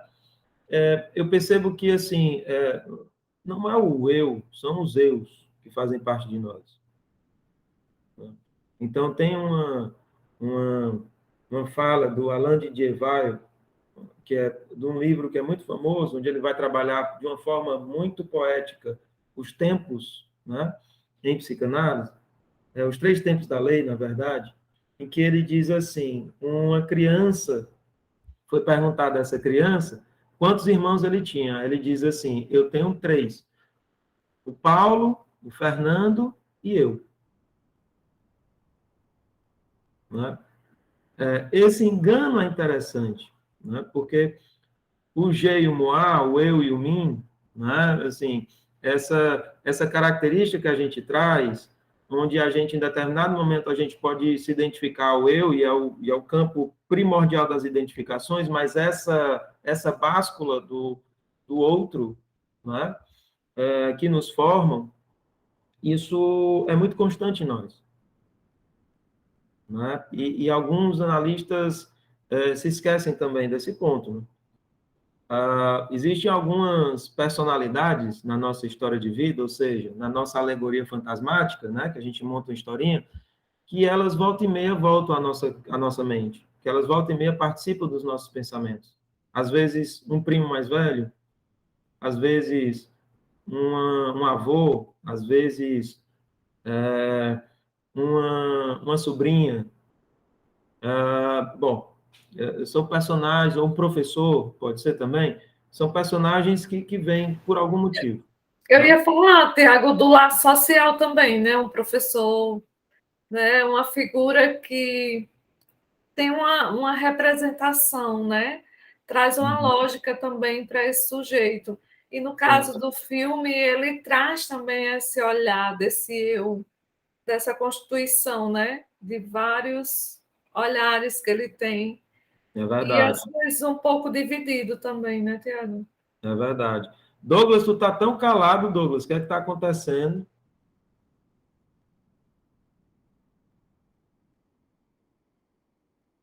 Agora ele tirou a tela, ó, e aí vai falar. Muito bem. Não, acho que não. Tiago, porque tá complicado para mim hoje ficar aqui mexendo. Eu não consigo nem falar. Quando tu falou que estava errado, nossa senhora, peraí, eu corri para deixar certo. Vou voltar para a tela lá. Tá bom, meu querido, tranquilo. Mas quando você quiser falar, pode falar. Então, assim, só tem algumas telas. Faz o seguinte, quando for para mudar de tela, aí eu te aviso, aí tu projeta lá, tá bom? Mas tu quer fazer alguma pergunta ou fazer alguma intervenção em relação ao que a gente está conversando? Faz tudo um bem? tempo que eu estou guardando, vocês vão perceber que faz tempo, na verdade. Você falou sobre o V. E eu guardei até agora, quando eu fiz o meu TCC, eu não lembro quem foi o autor, mas acho que foi o Byung-Chul Han. E ele falava sobre o aprisionamento do olhar e do ver. Quando você vê, você é exposto. No momento em que você vê, você também olha, né? Aquela coisa, sempre as dualidades freudianas, né? Então, no momento em que você se submete a olhar alguém, você também está sendo visto, que os olhares se encontram. E você falou do instante do olhar, do ver, e é no momento em que você vê que se aprisiona a realidade e o sofrimento, o real. De alguma forma, o real perpassa e encontra ali na tua percepção. É no momento em que você se coloca para observar o mundo que você consegue, ao mesmo tempo, mostrar suas feridas e ver também. E é um fado, né, humano, você ter que mostrar feridas e também ver. Eu acho que a alienação é muito boa. Tanto é que o Freud traz isso como um dos conceitos principais da psicanálise. Alienar-se é gostoso demais. E quando você vê, você desaliena um pouco. Só um ponto que eu acho que é interessante, né? Porque isso tem a ver com a confusão dos conceitos, porque os conceitos psicanalistas não têm muito aquela objetividade, né? Da ciência positivista, assim. E eles meio que são juntos e misturados, né? Por exemplo, o desejo tem uma íntima relação com o gozo e vice-versa, né? O amor também com a opção de morte, por exemplo, né? Então, a gente tem várias referências aí que tu trouxeste, que eu acho que é interessante quando a gente fala assim, por exemplo, o instante de ver, ele é um primeiro movimento, né? Que é um primeiro movimento, então, um trazer para si, né? Algo, né? É uma imersão em alguma coisa, tá? Então, o primeiro movimento é esse olhar, né? É um olhar para alguma coisa. A gente é tomado por isso, todavia, há um certo movimento em que quando a gente olha, né? E aí eu acho interessante que o Freud vai falar da pulsão de saber, né? Que é você pegar uma coisa e olhar aquela coisa, né? Você pega e traz para olhar. É o primeiro movimento, né? De você construir alguma coisa de saber a respeito disso, né?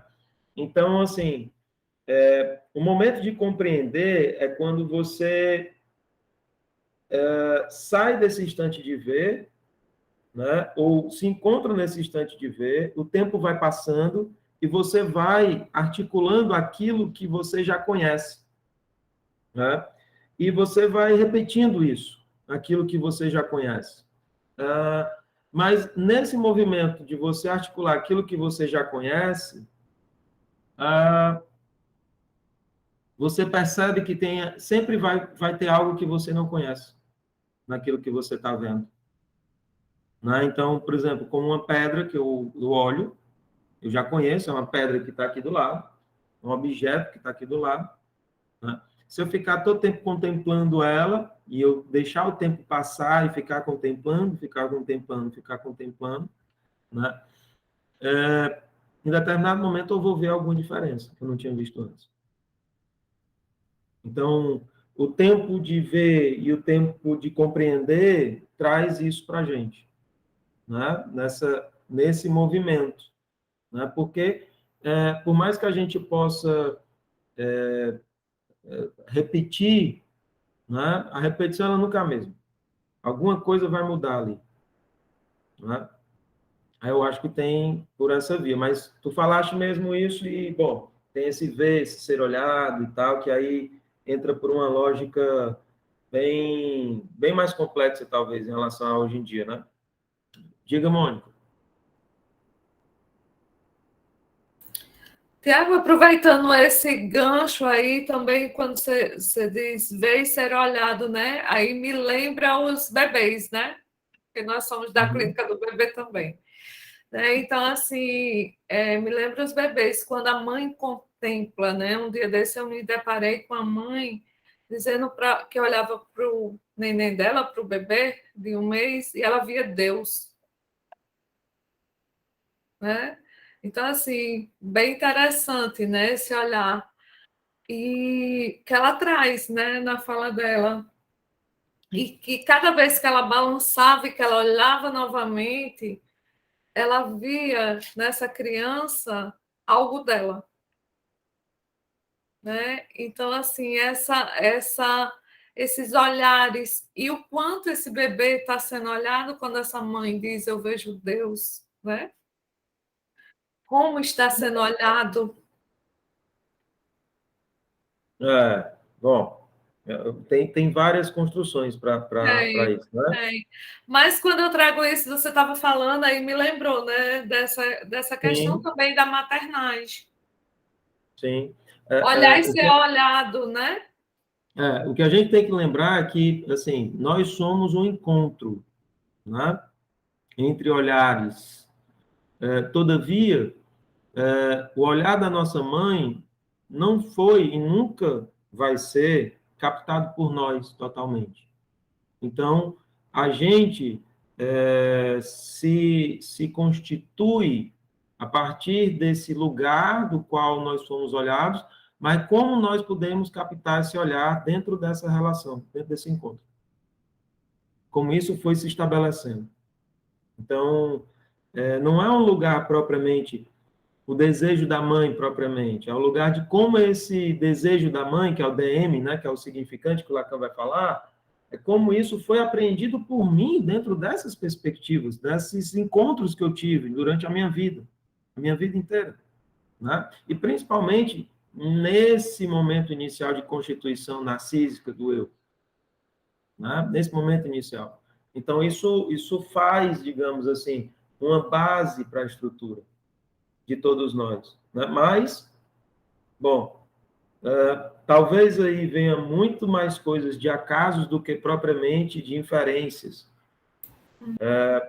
Mas isso é trazido no discurso do paciente quando está na clínica. Vai. Essas lógicas, essas Sim, tendências. porque me lembrou também aí quando a mãe dele diz, né, do Salvador, que diz assim, você não foi um bom filho. Lá para o final, né? Então, assim, você não foi um bom filho, e ele fica surpreso, eu não fui um bom filho. Vocês estão trazendo algo que a gente vai falar ainda. Pode deixar que a gente vai falar sobre isso, né? A gente vai falar sobre isso. Bom, mas aí sigamos adiante. Eu agradeço aqui já publicamente também ao Douglas pela força dele aí em relação aos slides. Então, assim,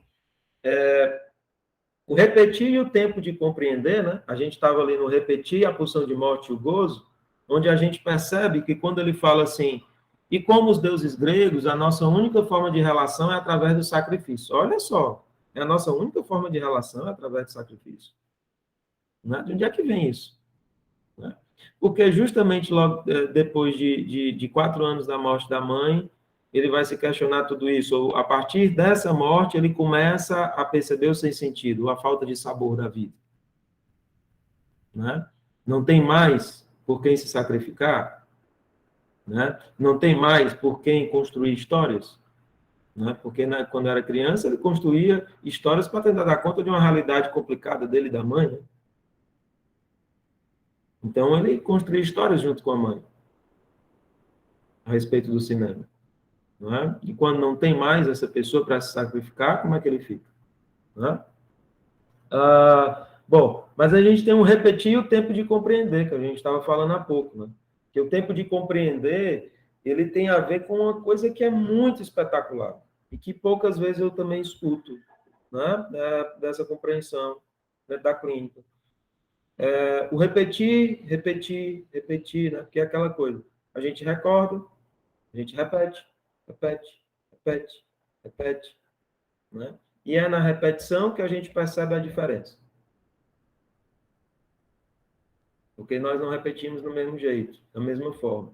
E é isso que vai trazer, por exemplo, o que o Lacan chama, nesse tempo de compreender, o tempo de refletir, ao tempo de reflexão. Porque a gente vai, digamos assim, fazendo analogias, contrapondo os fatos que a gente está falando. A gente vai dizer uma coisa, a gente diz outra palavra. E a gente é pego de surpresa, né? No ato falho da vida, digamos assim. No ato falho da nossa memória, né? Nos tropeços da nossa memória, que seguem lógicas específicas, né? Lógicas do fantasma, do nosso fantasma, da nossa ligação com esse grande outro, né? De como a gente pode articular aquilo que cai dessa relação, aquilo que nos estabelece uma falta, que aí Lacan vai dar o nome de objeto A, né? Que é o sujeito em pulsão do objeto A, é o sujeito e é o fantasma relacionado ao objeto A, né? Então, assim, como eu posso compreender aquilo que está sendo posto para mim em relação ao sem sentido? E olha só, né? Porque, assim, a gente repete e tem a ver com o ato, um modo, porque a gente é muito apegado aos nossos gozos, né? E a gente é muito apegado aos objetos de amor que a gente constrói. Então, a gente constrói determinados sentidos que a gente fica repetindo eles. Mas a vida é danada. A vida, ela muda. Ela é transformação. E as coisas vão se transformando e aquele sentido que a gente construiu não mais encaixa. E a gente começa a sofrer. Porque a pessoa se apresenta de outra forma, o trabalho também, né? Aí chega um paciente, aí chega uma fala do marido, da mulher ou do filho. Aí você fica, digamos assim, desapontado ou desapontado, né? Então, a vida sempre vai lhe dar uma rasteira, isso é uma certeza, né, que a gente tem. E aí a gente tenta empreender o mesmo movimento, porque uma vez deu certo, duas vezes, três vezes, algumas vezes deram certo, mas vai chegar um determinado momento que esse mesmo movimento não vai dar mais certo. E aí, muitas vezes, a gente tenta empreender isso, como se a gente não quisesse perder aquele objeto de amor que indica o nosso movimento, que indica a nossa direção. Todavia, quando a gente faz isso, quando a gente não quer perder nada, né, daquilo que a gente faz, a gente entra numa lógica de gozo e não na lógica de amor, né? Porque na lógica de amor é preciso perder alguma coisa para a gente amar. Percebam isso, né? O amor é aquilo que a gente constrói para tentar dar conta dos nossos traumas. A gente ficar fixo nessa forma de amor é isso que faz com que a gente goze, né? Mas o amar é que traz a possibilidade da gente lidar com o contraditório e com as transformações da vida. É o amor articulado ao desejo, que é justamente a gente construir novas formas de ser em função da situação que nós estamos. Não estamos mais no passado. Então, o gozo é um extremo apego ao passado, onde a gente fica fixo e rígido nas mesmas formas que a gente construiu na vida. A gente não articula o sujeito. A gente fica preso, a gente fica em prisões, gozando nesse lugar. Vocês estão entendendo isso? Não é? Então, o gozo de falado de uma outra forma, né, falado de uma forma talvez mais fidedigna com os discursos da clínica que a gente escuta, tem a ver com essa fixação pulsional que Freud tanto diz que articula o sintoma, e faz com que o sintoma venha. Então, é por isso que quando a gente está angustiado, a gente automaticamente a gente lança a mão do sintoma. A gente lança a mão do gozo. Olha uma frase de uma paciente, né?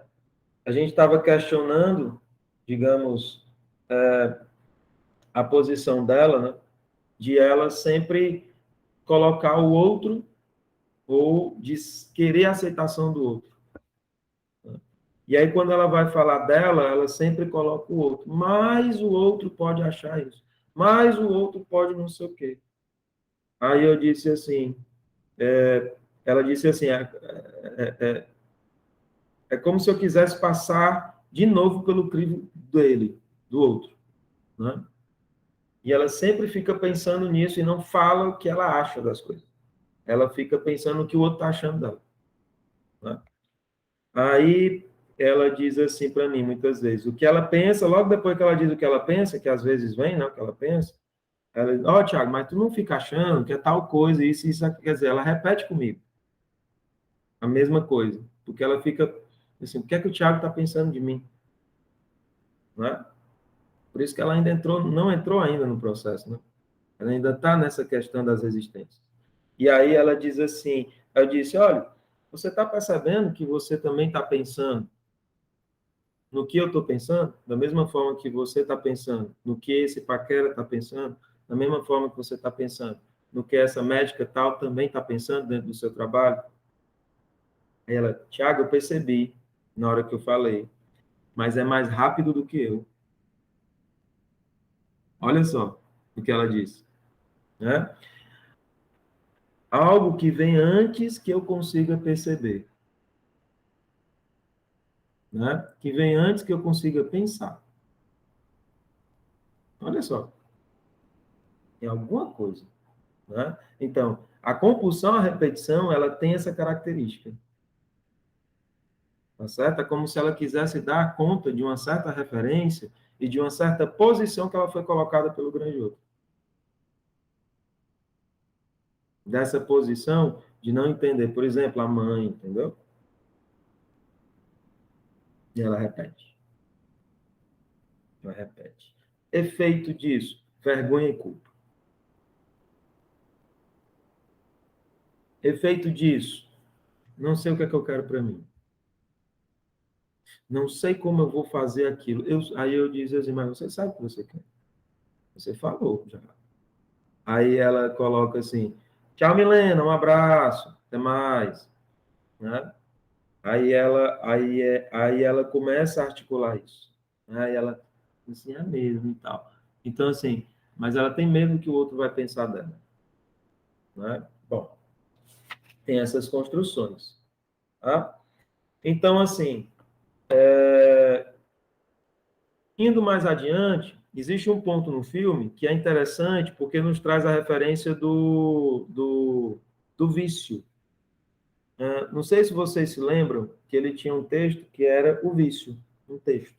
E esse texto, o amigo dele, que ele foi retomar a amizade, né, que ele tinha brigado na época do filme, do Sabor, ele tenta retomar a amizade com o amigo. E aí entrega o filme, o texto, e o amigo começa a encenar esse texto, que é justamente o vício, o nome desse texto.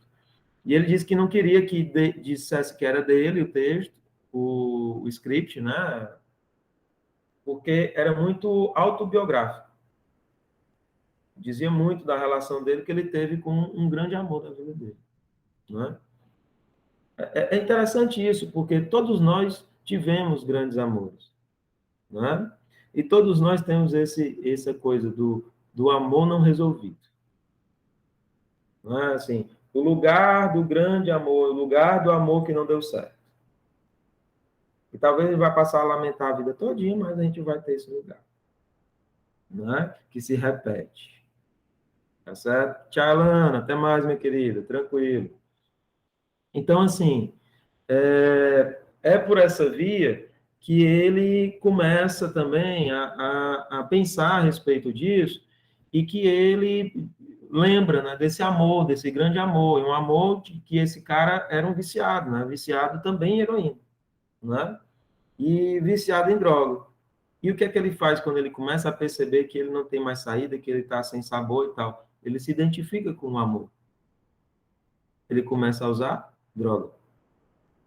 Da mesma forma que ele. Né?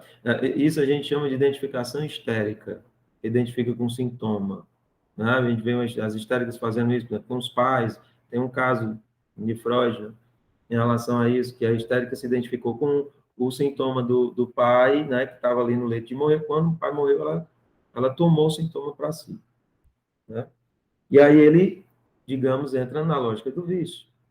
Sendo que, a partir do momento que ele faz uma obra e ele dá para o amigo, né, alguma coisa acontece aí. Né? Ele está tentando outro tipo de movimento, ele está tentando fazer alguma outra coisa.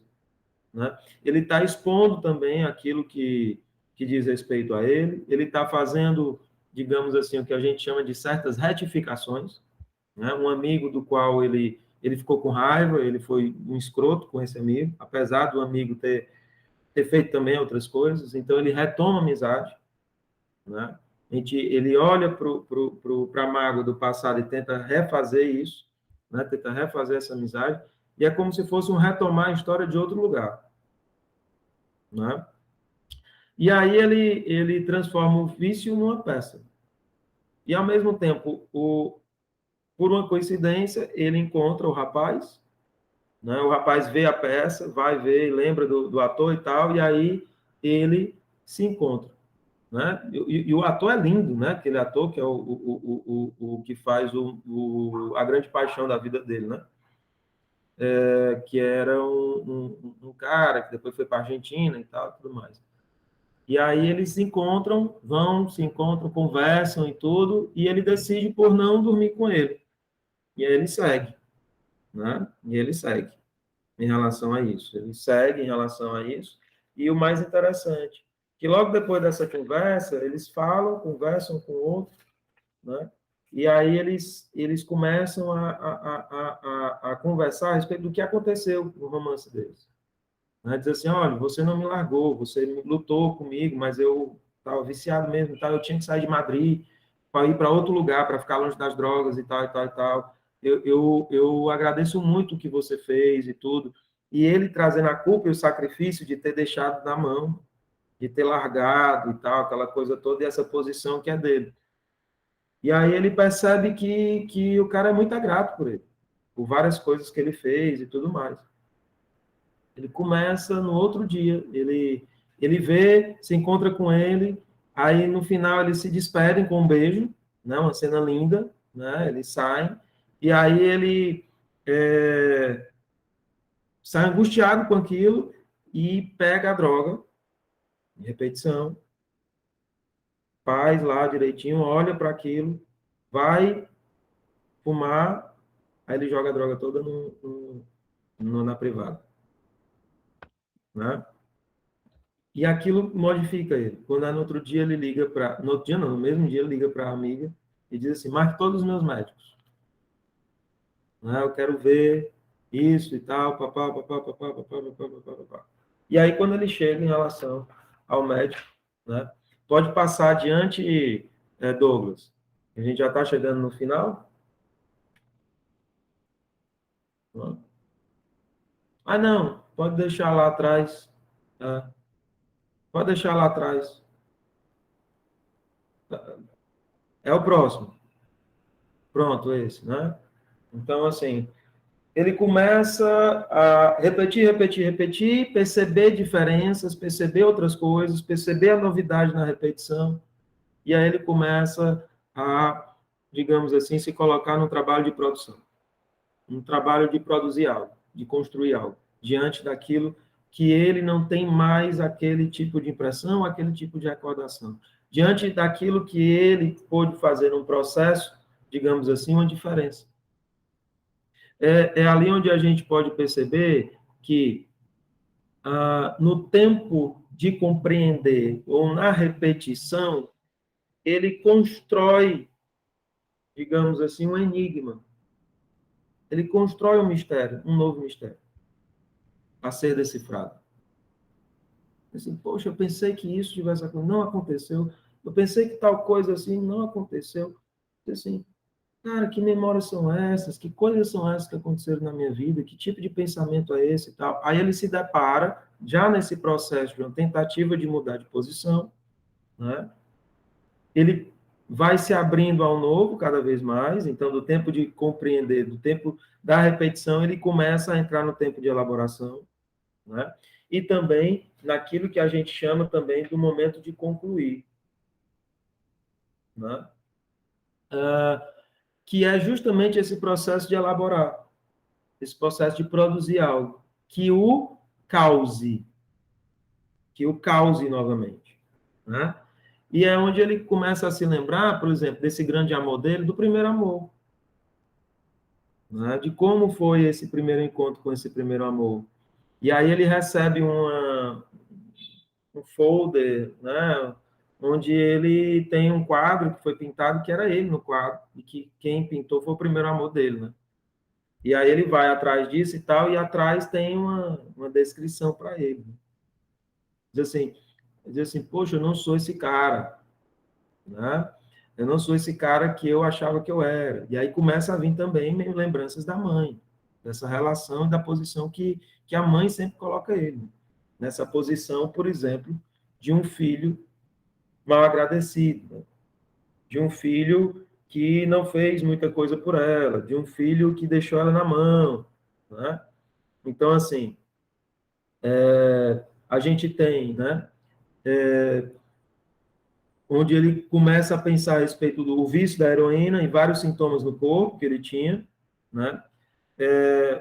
O médico pergunta para ele se ele vai voltar a trabalhar, né? E aí ele diz assim, não há um só dia que eu não pense nisso, mas a questão não é se eu sinto falta ou não.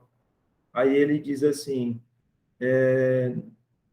na realidade, este não é o problema. E aí ele começa a pensar, digamos assim, em outra perspectiva, onde ele começa a trazer, digamos assim, olha, depois disso, ele diz assim, logo depois fala que há 4 anos a sua mãe morreu, 2 anos depois se operou de coluna. E aí ele chega para o médico e diz assim, acho que eu não me recuperei, nem de uma coisa nem de outra. Preciso de ajuda, doutor.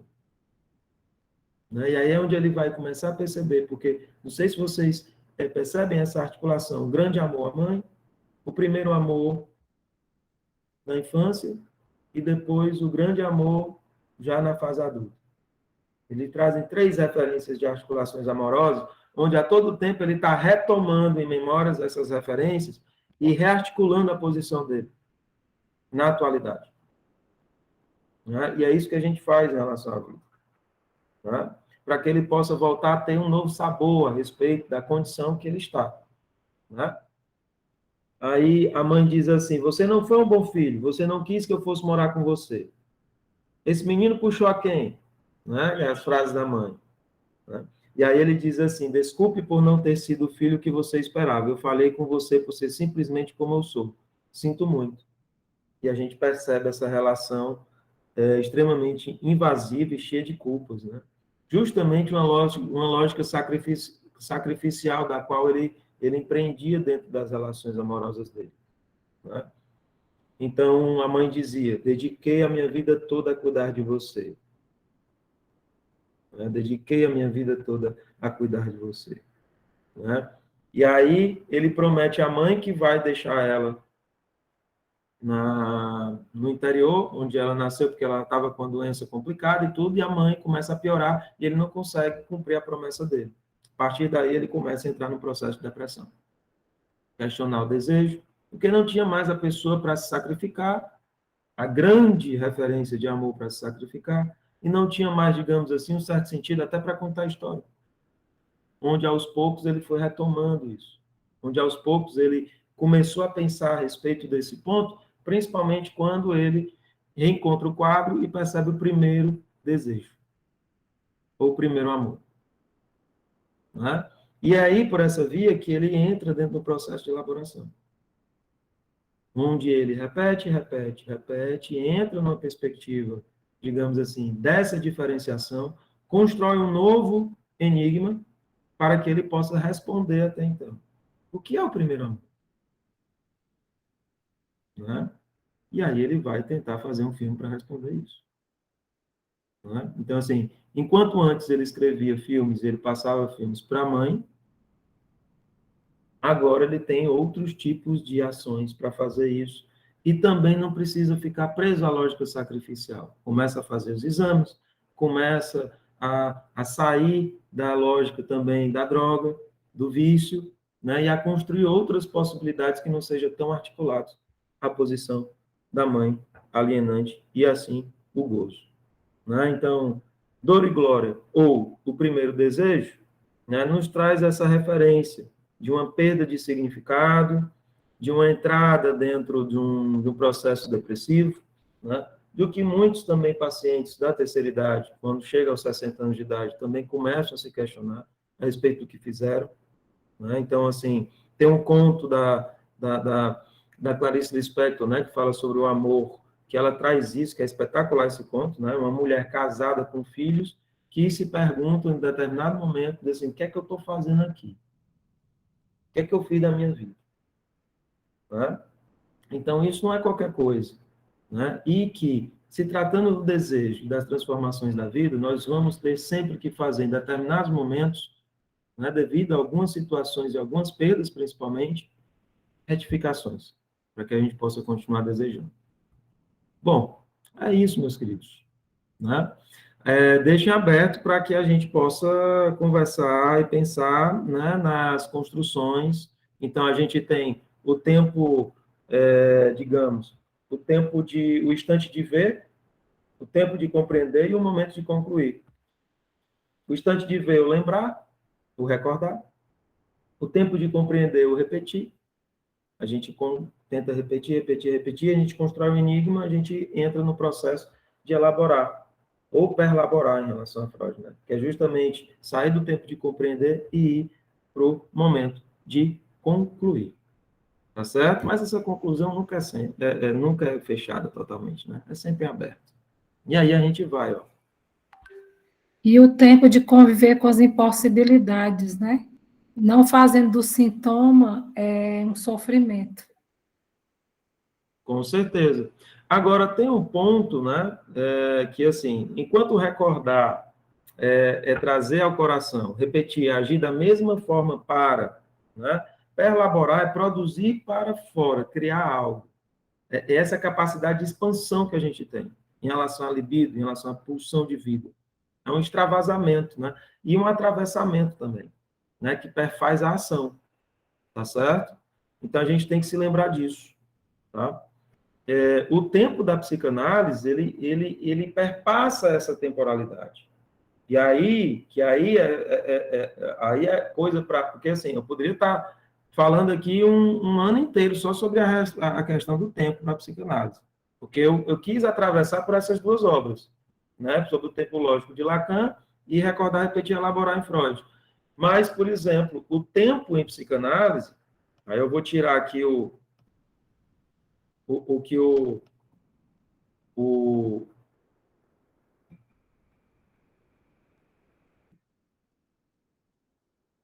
que o Douglas estava apresentando, né? Então, assim, o tempo para a psicanálise tem a ver principalmente com a referência em Lacan do RSI, ou seja, da cadeia borromiana. Tá? Da cadeia borromiana. Né? Ali onde a gente acha que tem uma lógica perfeita de um relógio, né? De uma coisa assim que é um cavalo com a mistura de uma lula, de um olho, com várias formigas que perfazem os ponteiros, com uma mulher caída lá, que são os morros. Então, assim, essa lógica, né, temporal, digamos, que articula espaço e tempo também, né, que a gente não pode pensar o tempo sem o espaço, né? Isso é algo importante, interessante. O que perfaz, por exemplo, o que a própria Cláudia trouxe, quando ela fez um ato falho ligando um ato falho que é justamente o ato exitoso, né, em Lacan. O ato falho é justamente o que deflagra a lógica da nossa fantasia, do nosso fantasma, propriamente, né? Como a gente constrói as coisas, tem a ver com isso. Não tem uma lógica tão específica de uma certa generalização, que todo mundo diz o que é um relógio, é um objeto, é assim, tal, e tal, e tal. Não é dessa forma, né? E aí isso faz com que a gente possa pensar, por exemplo, que o tempo lógico é diferente do tempo cronológico. O real tem a ver com o presente, o simbólico tem a ver com o passado, o imaginário tem a ver com o futuro. E a lógica temporal é sempre articulada ao fantasma. Essa historinha que a gente conta. E como a gente pode contar ela em determinado momento. Né? Aqui é um outro caso clínico, mas não vai dar tempo da gente falar a respeito desse outro. Né? E aqui é quando a gente começa a pensar a respeito, por exemplo, de como a gente pode trabalhar na clínica o tempo lógico e o tempo cronológico. Né? É o tempo lógico, onde a gente perpassa todo esse processo de construção do sujeito e objeto articulado a fantasma, que tem a ver com a constituinte do sujeito. Né? Esse lugar que a gente sempre tenta reescrever na nossa história. Né? Esse lugar fantasmático que vai se perdendo, né? que sobra o fantasma, que nos assombra muitas vezes, mas ao mesmo tempo que é, digamos assim, uma lógica de surpresa, de espanto, né? De se espantar pela vida devido também à novidade que a gente pode construir a respeito dela, né? Que tem a ver com esse ponto aqui, os conceitos da psicanálise, narcisismo primário, secundário, os processos de alienação e separação, o grande outro, né? A referência do eu ideal, do ideal de eu, alterotismo, fase oral, anal e fálico, isso tem a ver com uma certa temporalidade lógica, visto na clínica a partir do 1 a 1. O tempo cronológico é aquele outro tempo, um tempo que é, digamos assim, generalizado para todos nós. Né? Enquanto, digamos assim, nós temos aí a psicanálise, a escuta clínica, nós estamos por essa via desses conceitos. Então, muitas vezes a gente está trabalhando com pessoas que estão de uma forma regressiva na infância, muitas vezes a gente está trabalhando com adultos, adolescentes, ou o que for, que a gente pode pensar na pessoa que está atravessada por uma certa recordação e está vivenciando ela. Né? Então, a infância ela vai estar sempre sendo retomada de alguma forma. Ela nunca para de se inscrever na gente. Né? E, digamos assim, a gente vai ter que rearticular aí, a cada momento que a gente passa por grandes pancadas, o nosso desejo. Né? Então, obrigado pela audiência, por vocês estarem aqui, me permitindo também que eu possa rearticular meu desejo, né, nessas produções, e fazendo com que a gente continue firme e forte aqui, sustentando a prática, né, a praxis da psicanálise. Tá? Agradeço demais vocês aqui. Obrigada, Tiago, mais uma vez, né, por você ter aceitado o nosso convite. Também convido vocês a conhecer mais a CIP, né? Nós temos um grupo de estudos que é permanente sobre autismo, que quem facilita é o professor Ricardo Pinheiro, e temos um grupo de estudos sobre Lacan, que também é permanente, com a Camila Guimarães, e um grupo de estudos dos conceitos fundamentais da psicanálise, também com a Camila Guimarães, certo? Se vocês quiserem vir conhecer, fiquem à vontade, só procurar a mim ou a Mônica. E esse mês agora de abril, nós vamos comemorar os 120 anos de nascimento do Jacques Lacan com o professor Leonardo Danziato, que ele vai falar sobre a clínica do real. As inscrições já estão abertas, certo, gente? Então, se vocês quiserem participar, procurar a minha ou a Mônica. Em maio, o Tiago volta com a gente para comemorar o aniversário do nosso Freud. Né? O Tiago vai trazer um seminário em comemoração a o nascimento do Freud, certo? Ele vai estar com a gente no dia 6 de maio, exatamente no dia. Tá bom? Então, muito obrigada a todos e todas por estarem aqui com a gente. O grupo está lá, vai continuar, vai ter mais cinespicis, né? E vamos falando de cinema e psicanálise. Muito obrigado, Douglas. Obrigado, Douglas, por ter ajudado Obrigada, aí. Douglas. Foi fundamental hoje, viu? Obrigada. Tchau, gente. Tchau, um abraço. Obrigada, Tiago. Tchau. Valeu. Mônica, fica aí, Mônica, viu? Só 5 minutinhos.